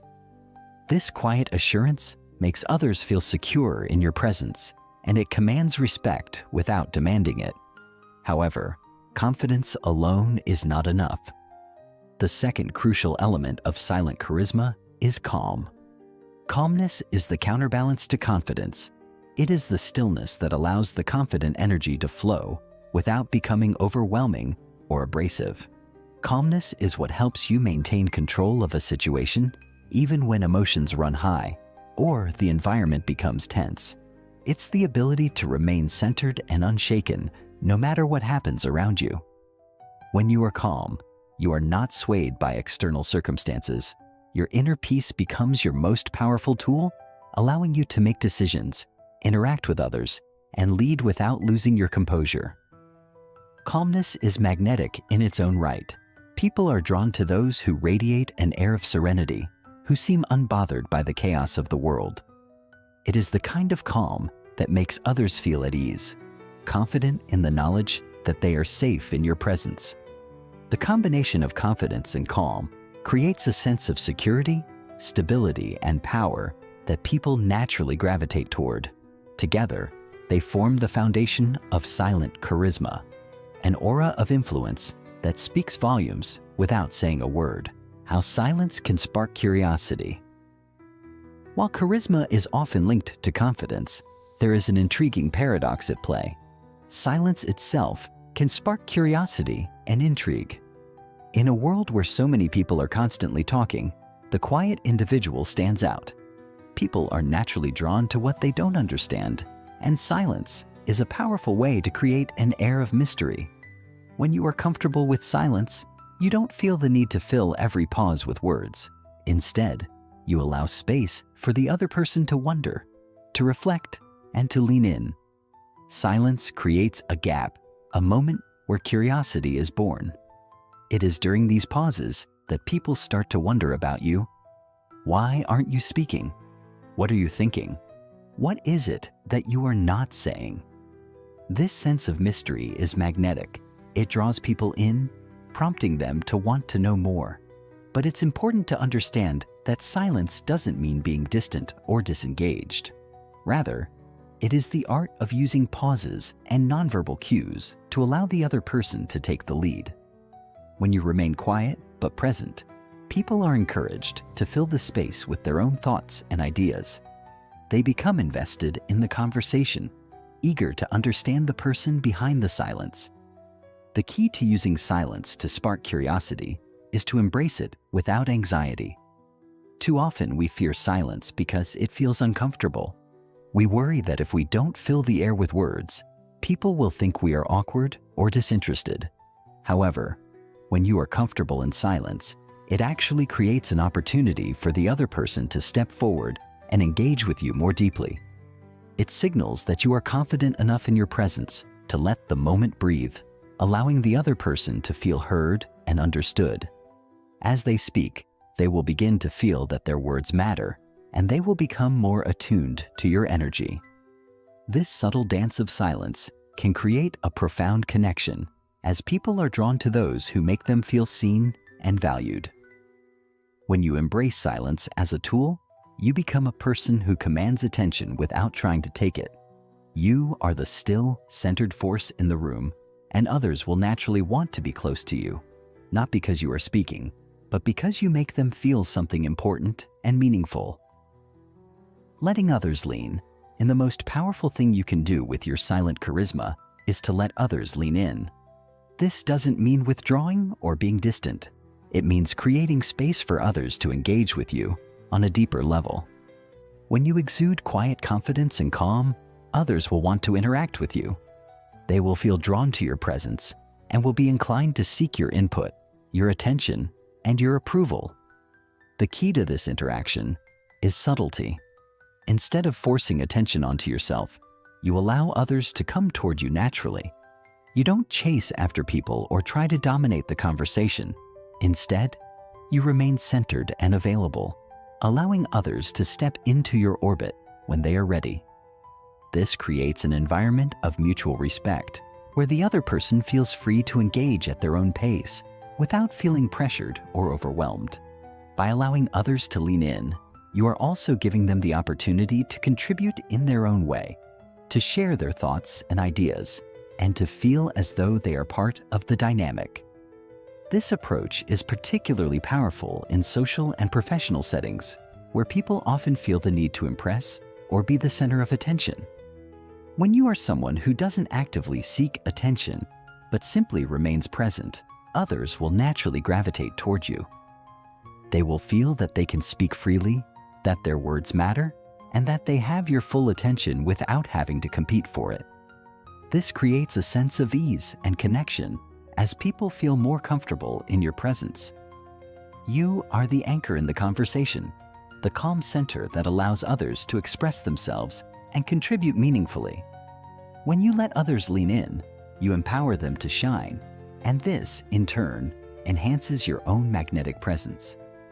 It is the subtle art of making people feel valued and respected, all without ever having to force the spotlight onto yourself. And in doing so, you cultivate an influence that is far more powerful and enduring than any performance could ever be. Silent charisma is not a product of loudness or force. It is the result of cultivating confidence, calm, and the ability to create an aura of intrigue through silence. When you understand that charisma is about presence, not performance, you can begin to develop a magnetic influence that draws others to you without uttering a word. By embracing confidence, using silence to spark curiosity, and allowing others to lean in, you become a figure of quiet authority and compelling magnetism. This is the true power of silent charisma, an influence that doesn't need to shout to be heard, an energy that doesn't need to be forced to make an impact. And when you master these principles, you will find that your presence speaks louder than anything you could ever say. Chapter 11. Silent Influence in Relationships. The world of human connection is often dominated by spoken words, yet in reality, our relationships are shaped just as much, if not more, by what is not said.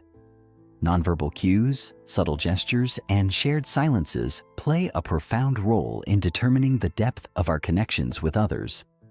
Often, we find ourselves in situations where words seem inadequate, where spoken language cannot fully express what we feel. Yet it is precisely in these moments that silent influence becomes most powerful. In relationships, whether romantic, familial, or professional, our presence, energy, and unspoken communication can be far more influential than anything we might say aloud. Silent influence in relationships is not about withdrawing or being distant. Rather, it's about learning to connect with others on a deeper level without the need for constant verbal interaction.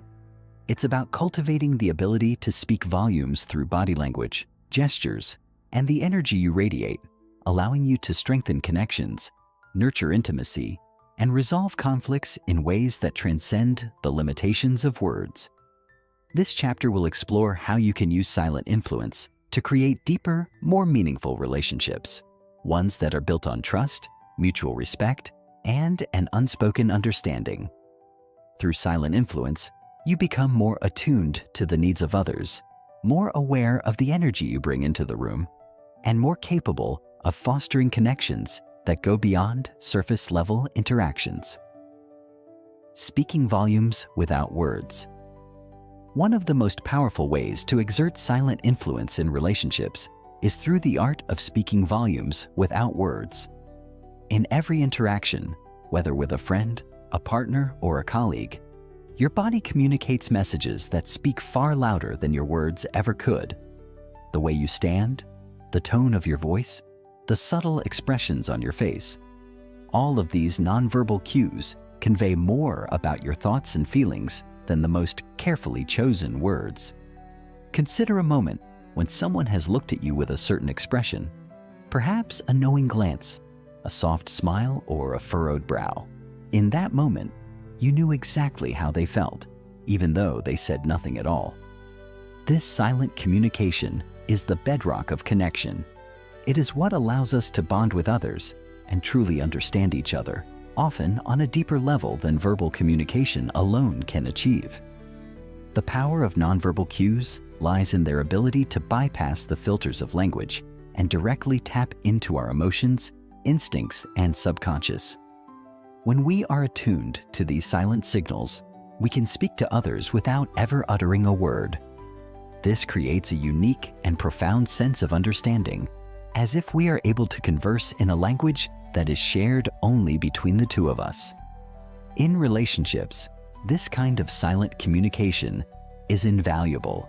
It enables us to read the unspoken needs and desires of our partners, to understand when they are struggling even before they say a word, and to offer comfort and support without needing to explain ourselves. It is the ability to be deeply present with someone without needing to constantly articulate every thought and feeling. Speaking volumes without words isn't about replacing verbal communication. It's about complementing it, about adding another layer to the relationship that enhances the depth of the connection. Intimacy through still presence. One of the most profound ways to deepen any relationship is through still presence. In a world that constantly demands action, reaction, and verbal expression, the simple act of being present in stillness can create an intimacy that words cannot match. Stillness is not about being silent out of awkwardness or avoidance. Rather, it is about being fully engaged and attentive in the moment, without the need to fill every space with conversation. Think about the most intimate moments you've shared with someone. Sometimes, the most meaningful connections occur when there is no need for words at all. The quiet moments shared on a walk, sitting side by side, or even just sharing a quiet meal together often hold more emotional depth than any conversation could. Stillness allows for the kind of intimacy that transcends verbal communication, creating a bond that is felt rather than spoken. In these moments, both parties are fully attuned to one another, absorbing each other's energy, emotions, and presence without needing to articulate every thought. This silent connection allows us to experience the depth of intimacy in a way that words sometimes fail to express. It is in these moments of still presence that true emotional closeness can be cultivated. When we are able to simply be with someone without the pressure to perform or entertain, we create a space where vulnerability can thrive. This vulnerability, in turn, strengthens the emotional foundation of the relationship, fostering trust, understanding, and a sense of safety. Stillness isn't about retreating or withdrawing from the relationship. It is about offering your undivided attention and creating a space where the other person feels heard, seen, and valued. In this way, stillness becomes a form of silent influence, a tool for creating deeper, more authentic connections. Navigating conflict silently.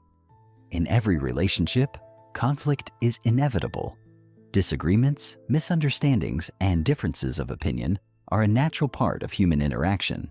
However, how we navigate conflict can significantly impact the strength and longevity of the relationship. One of the most powerful tools for resolving conflict is the ability to communicate without words, to use silence as a means of diffusing tension and fostering understanding. During a heated disagreement, it can be easy to fall into the trap of reacting impulsively, of speaking in anger or frustration. But silence offers a powerful alternative.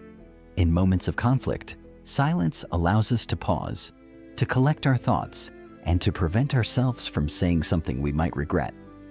Instead of reacting out of emotion, we can choose to remain still, to listen more deeply, and to allow the situation to unfold without rushing to respond. This pause in communication can provide a valuable space for both parties to reflect on their feelings and gain clarity before continuing the conversation. It also allows the other person to feel heard, as they are given the space to express themselves without interruption or judgment. When we practice this form of silent influence during conflict, we show our commitment to the relationship and our respect for the other person's perspective. It demonstrates emotional maturity and a willingness to engage in a more thoughtful, compassionate dialogue. Moreover, silence in conflict doesn't mean withdrawing or becoming passive. It means choosing to respond with intention rather than react impulsively. It is the art of holding space for both your emotions and the other person's, creating an environment where resolution can be reached peacefully and with mutual respect. Silent influence is a powerful force in relationships.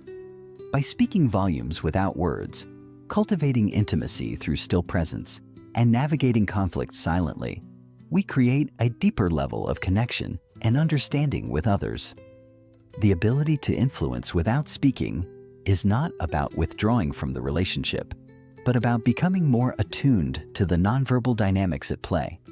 It's about being fully present, engaged, and emotionally intelligent, allowing us to communicate on a level that transcends language. Silent influence helps us build trust, intimacy, and respect, three of the most essential components of any strong and lasting relationship. When we master the art of silent influence, we unlock the potential for deeper, more meaningful connections with those around us. creating relationships that are rooted in understanding, empathy, and unspoken bonds. Chapter 12. Leadership without noise. Leadership, as we traditionally think of it, often revolves around taking charge, making decisions, and, most notably, speaking. The idea of a leader being someone who constantly communicates, rallies, and motivates their team is deeply ingrained in our cultural understanding of leadership. However, true leadership transcends this notion. The most influential leaders often do not need to raise their voices or deliver long speeches to command attention, respect, and loyalty. Instead, they lead with their presence, their energy, and their ability to inspire through quiet authority. This is leadership without noise, a kind of leadership that is felt rather than heard. It is subtle, yet immensely powerful. This chapter will explore the concept of leadership through silent influence, focusing on how silence can be leveraged to create a commanding presence, foster trust, and lead effectively without the need for loud declarations. It will examine how a leader's energy, body language, and stillness can shape the environment around them and guide others with just a glance, a gesture, or a quiet moment of reflection. Silent leadership is not about withholding communication, but rather about mastering the art of communicating without words. The most effective leaders understand that their presence speaks volumes, often more than anything they could say aloud. Through this chapter, you will gain insights into how you can harness your own silent influence to become a leader who inspires, motivates, and guides others without the need for constant noise. The nonverbal leader. At its core, leadership is about influence.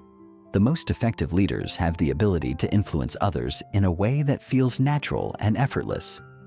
This kind of influence does not rely on persuasive speeches or commanding words. It is about the unspoken connection between the leader and their followers. Nonverbal communication plays a significant role in this dynamic.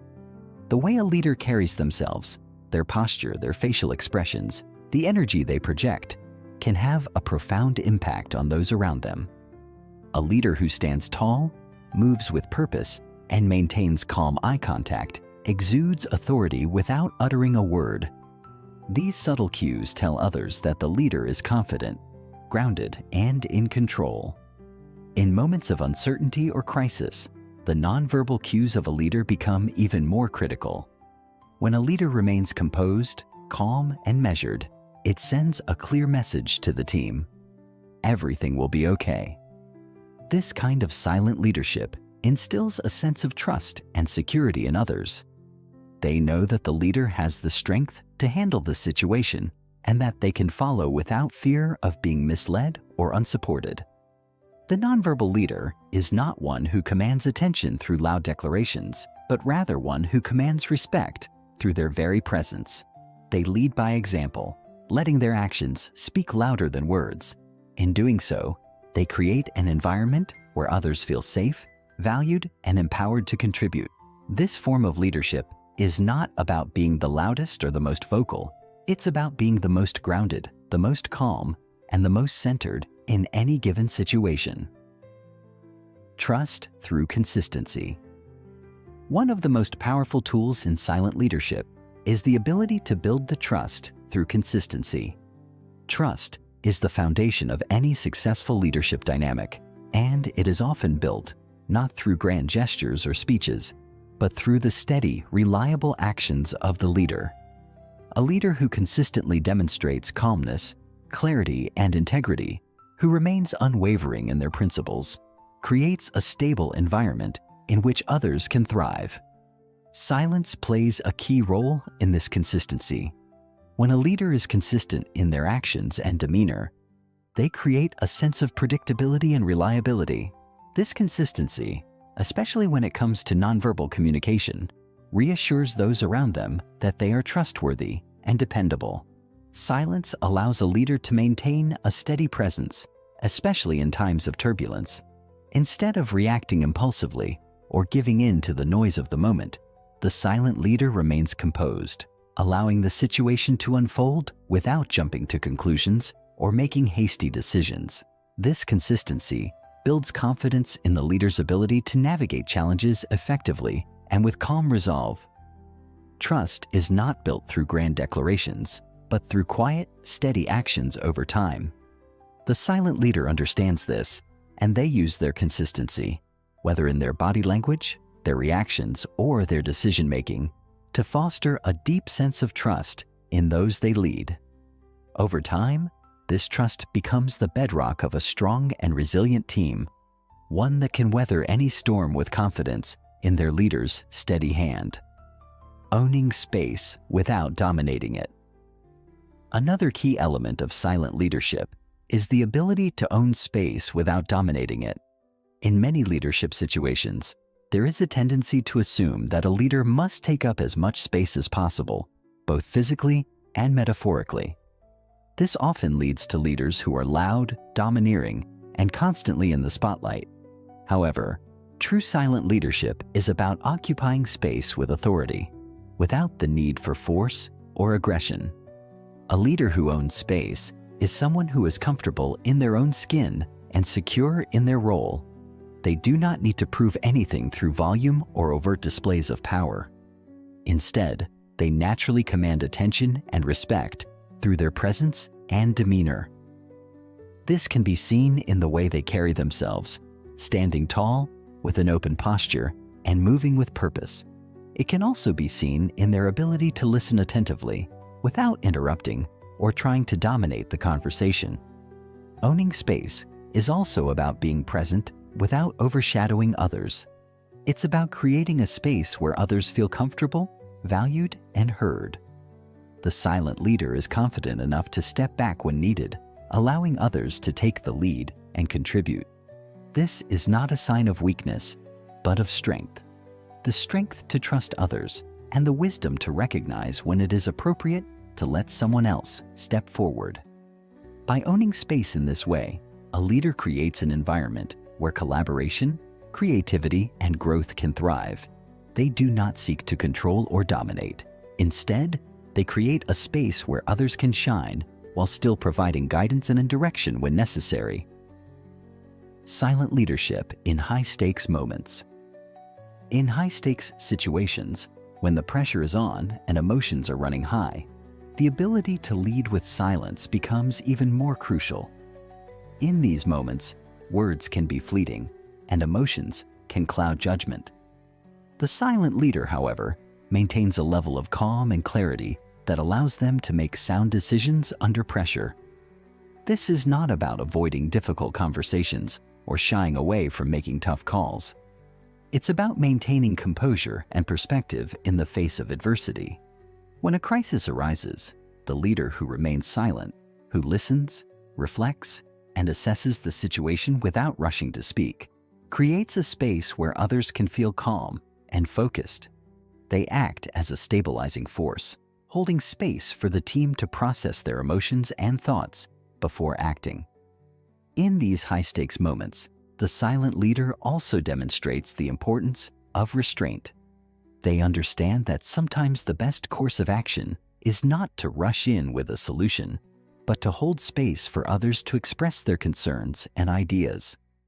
This allows the leader to gather all the necessary information before making a decision, ensuring that the best possible outcome is achieved.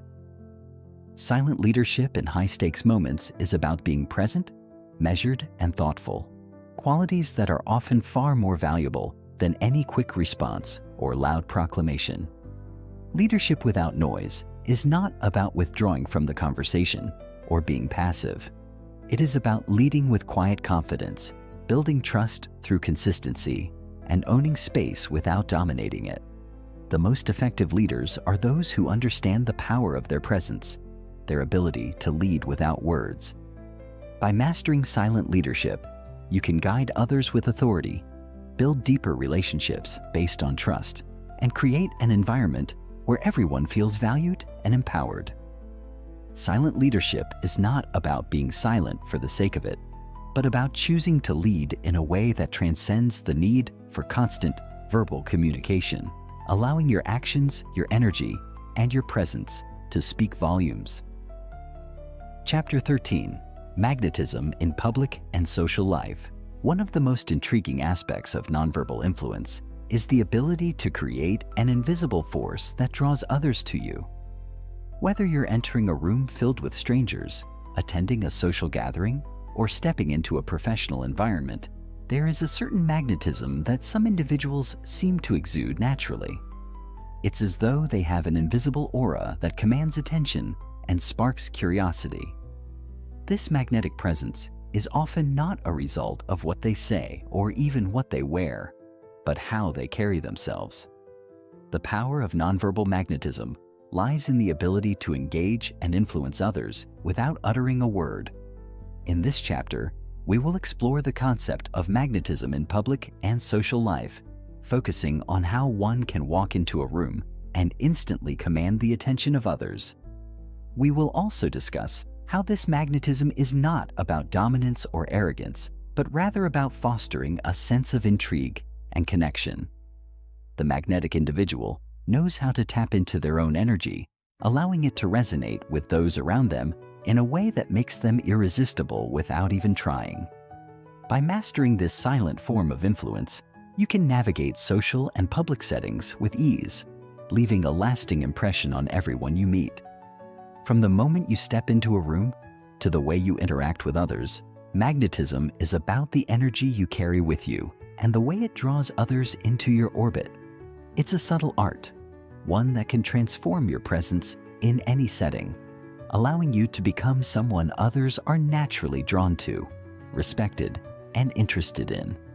This chapter will give you the tools to cultivate and refine your own magnetic presence, empowering you to create lasting connections and influence others with your very presence. Walking into a room with gravity. The moment you walk into a room, something shifts. People look up, take notice, and in some cases, even instinctively draw back. There's a certain energy that precedes a truly magnetic person, a gravitational pull that is not based on overt actions, but rather on the quiet confidence that emanates from their being. How do they do it? What is it about their presence that creates such a profound impact without them saying a word? It all starts with awareness, the awareness of your own energy and how it interacts with the energy around you. When you enter a room, your body language speaks volumes before you even get a chance to introduce yourself. The way you carry yourself, the way you walk, and even your posture contribute to the magnetic effect. A leader in a room is someone who moves with purpose, who enters with the intention of commanding the space, not with the intention of overpowering it, but rather with the quiet confidence that they belong. The first step to cultivating magnetic presence is to own your entrance. Instead of rushing into a room or blending into the background, pause for a moment, stand tall, take a deep breath, and assess the environment. By doing so, you project that you are fully present, and in turn, people will respond to that energy. They will notice your calmness, your self-assurance, and your ability to take control of your surroundings without dominating them. This is the essence of silent magnetism, the ability to move through space with a grounded, confident energy that invites others to gravitate toward you. People are naturally drawn to those who are secure in their own skin, who do not need to seek attention, but can command it effortlessly. Creating invisible impact. Once you've entered a space with gravity, the next step is to maintain that energy and create invisible impact. It's not about being the loudest person in the room or drawing attention to yourself in obvious ways. Instead, it's about creating a quiet but undeniable force that shifts the energy of the room. People may not immediately know why they feel drawn to you, but there is an underlying sense of curiosity and respect that lingers in the air. A significant part of this invisible impact is being aware of how you interact with others. It's about making subtle gestures that convey warmth and confidence, such as a nod of acknowledgement, a relaxed smile, or even maintaining steady eye contact. These small actions create a sense of connection and openness, making others feel seen and valued.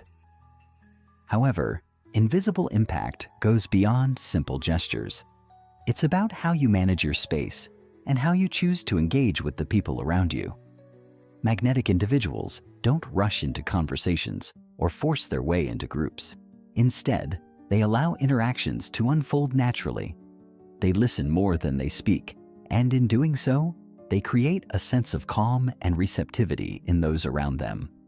This magnetic quality is felt in the pauses between words, in the moments of silence that allow others to feel heard and understood.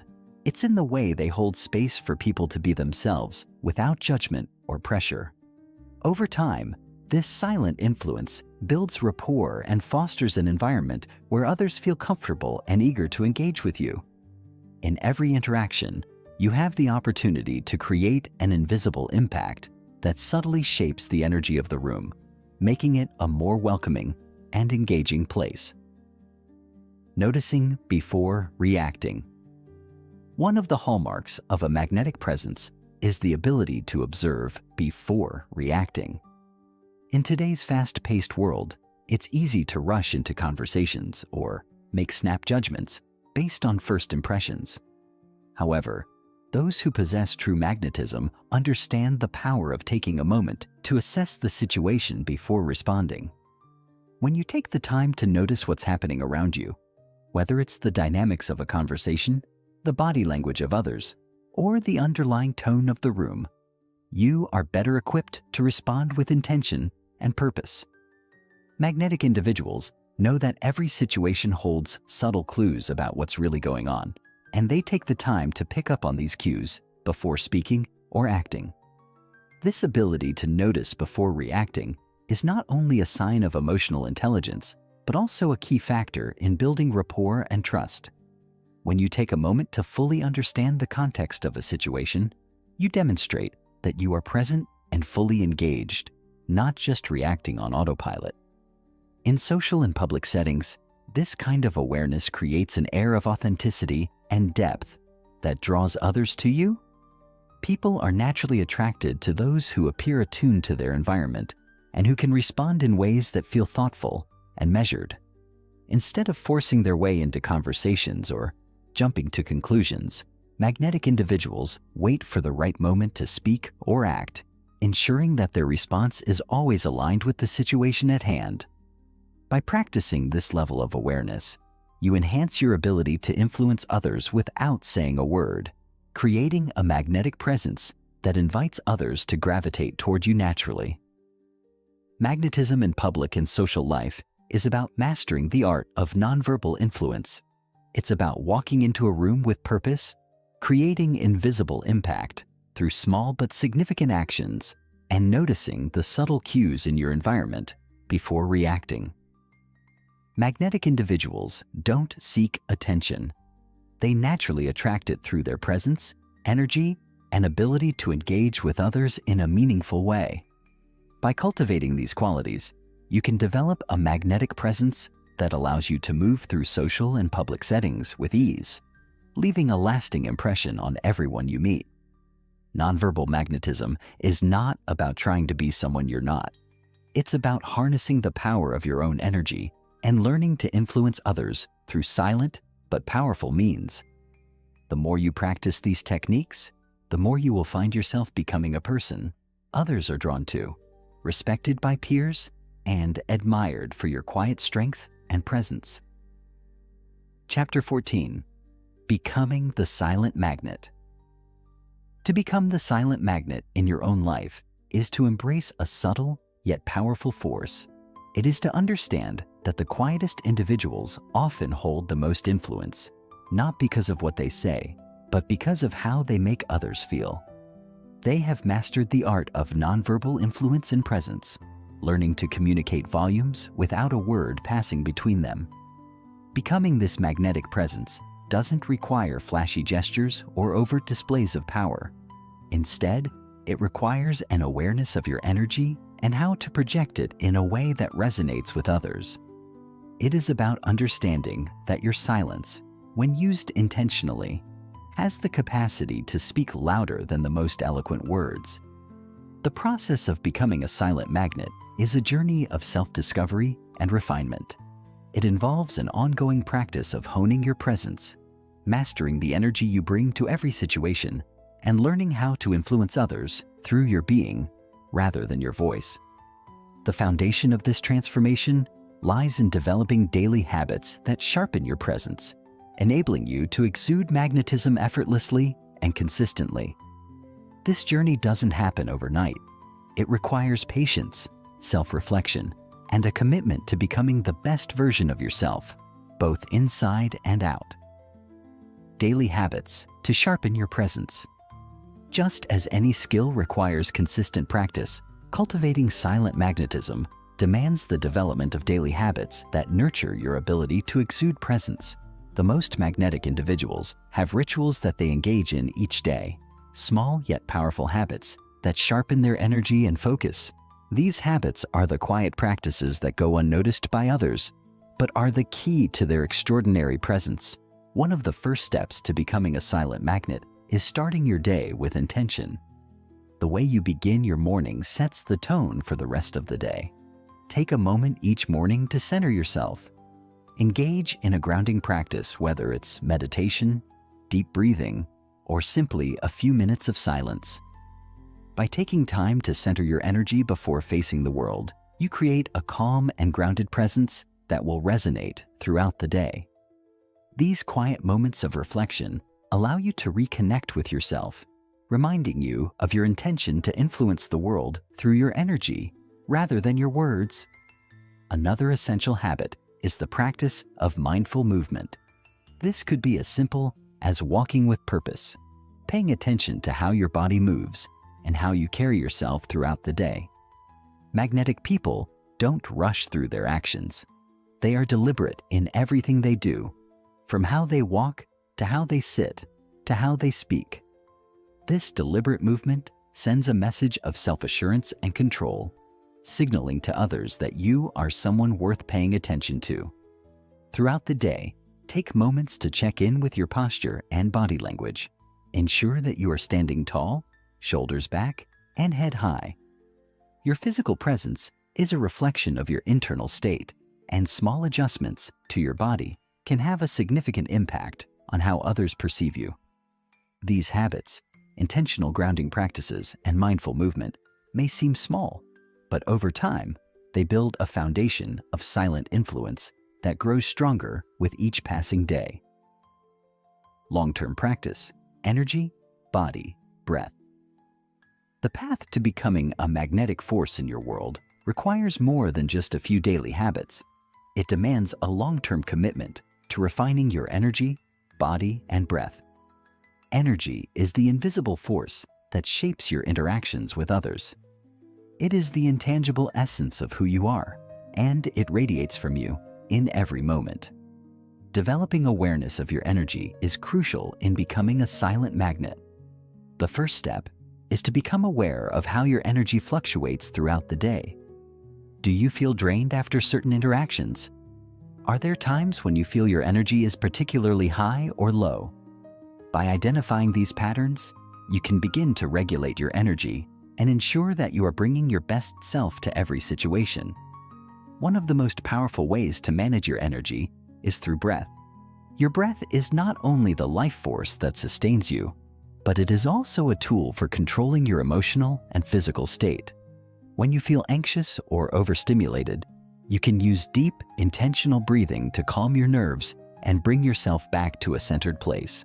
By mastering breathwork, you gain the ability to influence your internal state and project a calm, magnetic energy to those around you. Similarly, your body plays a critical role in how your energy is perceived. Posture, gestures, and movement all communicate messages to others before you even speak. The way you carry your body can either amplify or diminish your magnetic presence. Through long-term practice, you can refine your posture and body language, making subtle adjustments that will have a profound impact on how you are perceived by others. As you become more in tune with your energy, body, and breath, you will find that you no longer need to consciously try to be magnetic. Instead, your presence will naturally radiate, drawing others to you without effort. Letting go of the need to speak. One of the most powerful aspects of becoming a silent magnet is learning to let go of the need to speak. In a world that often values verbal communication, it can be difficult to embrace silence as a form of influence. However, silent influence is often far more powerful than words, especially when combined with the right energy and presence. Magnetic individuals understand that silence is not empty, it is full of potential. When you choose not to speak, you allow others the space to express themselves, which fosters connection and trust. By embracing silence, you become a more attentive listener, a rare quality in today's world of constant noise and chatter. Letting go of the need to speak also means learning to embrace the pauses in conversation. The magnetic individual knows that sometimes the most powerful moments happen in the silence between words. These pauses allow others to think, reflect, and open up in ways that they might not if the conversation is filled with constant talking. In your daily interactions, make a conscious effort to practice the art of silence. Resist the urge to fill the space with words, and instead, allow your presence and energy to speak for you. As you become more comfortable with silence, you will find that your ability to influence and connect with others grows exponentially. People are drawn to those who don't feel the need to speak constantly, those who understand the power of presence over words. This practice of letting go of the need to speak will help you embody the silent magnetism that is at the core of this journey. Living as a quiet force in a loud world. As you continue to refine your presence, energy, body, and breath, you will begin to live as a quiet force in a loud world. This transformation isn't about withdrawing from the world, but rather about engaging with it in a way that is more purposeful and impactful. In a society that often values loudness, speed, and visibility, the silent magnet stands as a contrast. A powerful reminder that influence doesn't have to come from shouting or demanding attention. Instead, it can come from simply being present, grounded, and aware. Living as a silent magnet means embracing the power of silence as a form of expression. It's about cultivating an inner peace that radiates outward and affects the people around you. It's about becoming someone who doesn't need to be heard in order to be understood. This quiet strength is contagious, and over time, you will find that others are drawn to you for the calm, centered energy you exude. You will also begin to notice that your interactions with others become more meaningful and fulfilling. People will seek your presence not because you speak the loudest or have the most to say, but because you offer a space of connection and understanding that is rare in a world that often feels chaotic and overwhelming. The journey to becoming the silent magnet is one of self-mastery and growth. It requires ongoing commitment, patience, and practice. But as you continue to refine your energy, body, breath, and silence, you will find that your influence in the world grows not through what you say, but through who you are.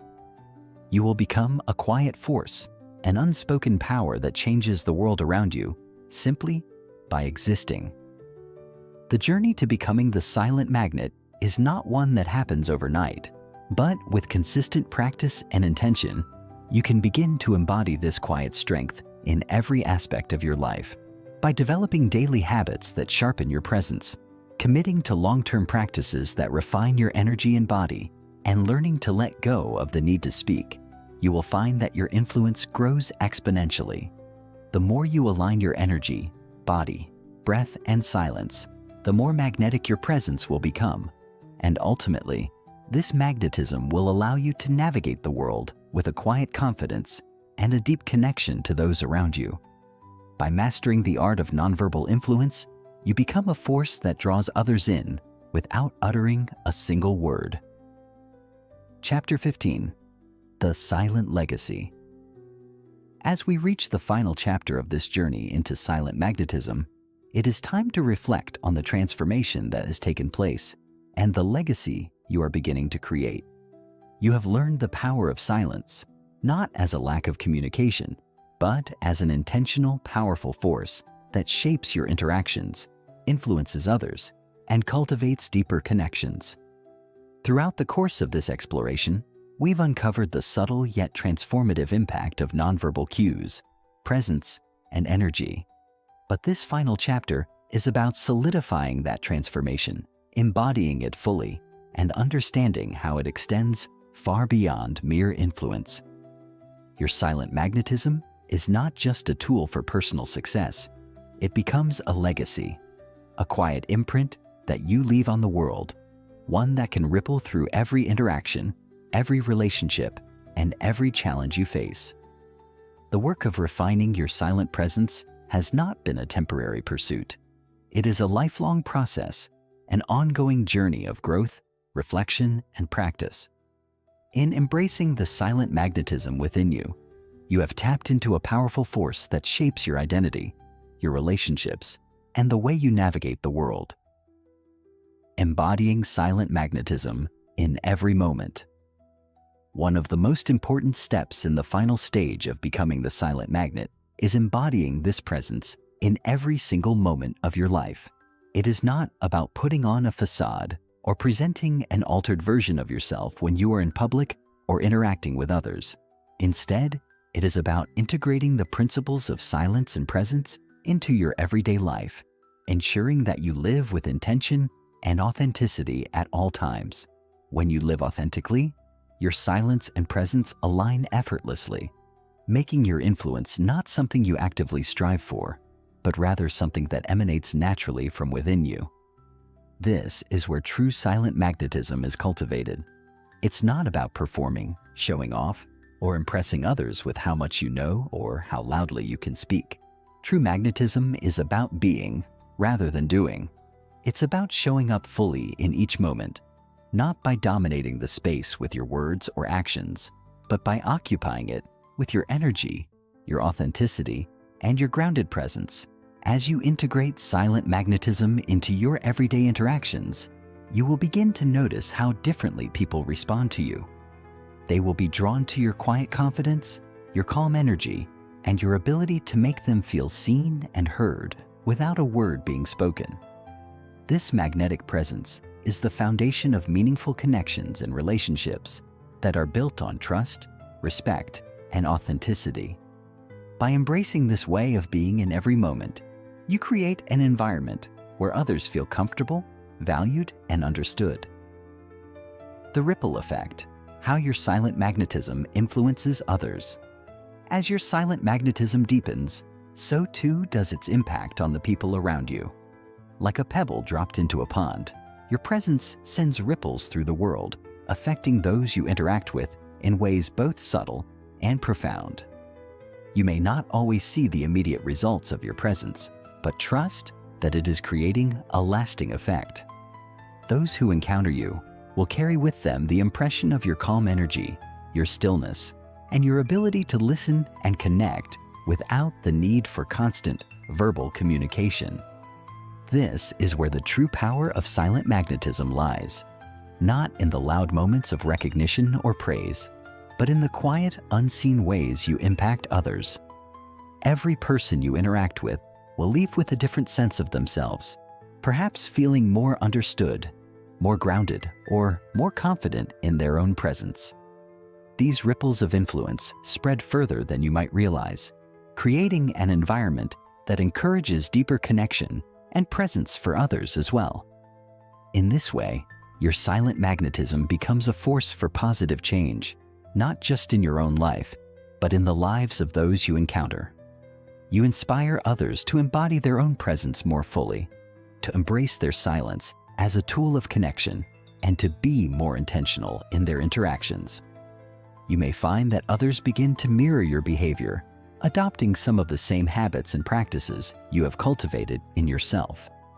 This ripple effect creates a quiet but powerful shift in the collective consciousness, one that moves away from the noisy, over-communicative world toward a more intentional, mindful existence where presence is prioritized over words.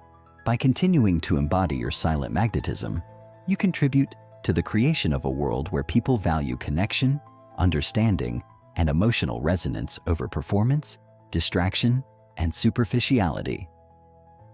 Leaving a legacy of quiet influence. As you step into your role as a silent magnet, it's important to recognize that you are not only shaping your own life and relationships, but also leaving a legacy. This legacy is not defined by accolades or loud accomplishments, but by the way you impact those around you. The quiet strength and presence you embody will be felt long after you've left the room, long after the conversation has ended. The legacy you create through your silent magnetism is one of emotional depth, connection, and authenticity. It is a legacy that transcends the need for verbal communication and instead focuses on the deeper unspoken layers of human interaction. As you continue on this journey, consider the kind of legacy you wish to leave behind. Do you want to be remembered for your ability to dominate conversations or impress others with your words? Or do you want to be remembered for your ability to listen, to make others feel valued, and to create an environment where people feel safe to be themselves? When you live with silent magnetism, you are not just influencing the present moment, but you are creating an enduring impact that will shape the lives of others long into the future. Your legacy is built on the connections you make, the trust you foster, and the way you inspire others to step into their own silent magnetism. It is a quiet legacy, but one that is deeply powerful, meaningful, and lasting. By living with intention and embodying the principles of silent magnetism, you leave behind a trail of influence that continues to ripple outwards, affecting the world in ways you may never fully realize. As we come to the end of this journey, remember that becoming the silent magnet is not a final destination, but an ongoing practice. The principles shared in this book are tools that, when applied with intention and consistency,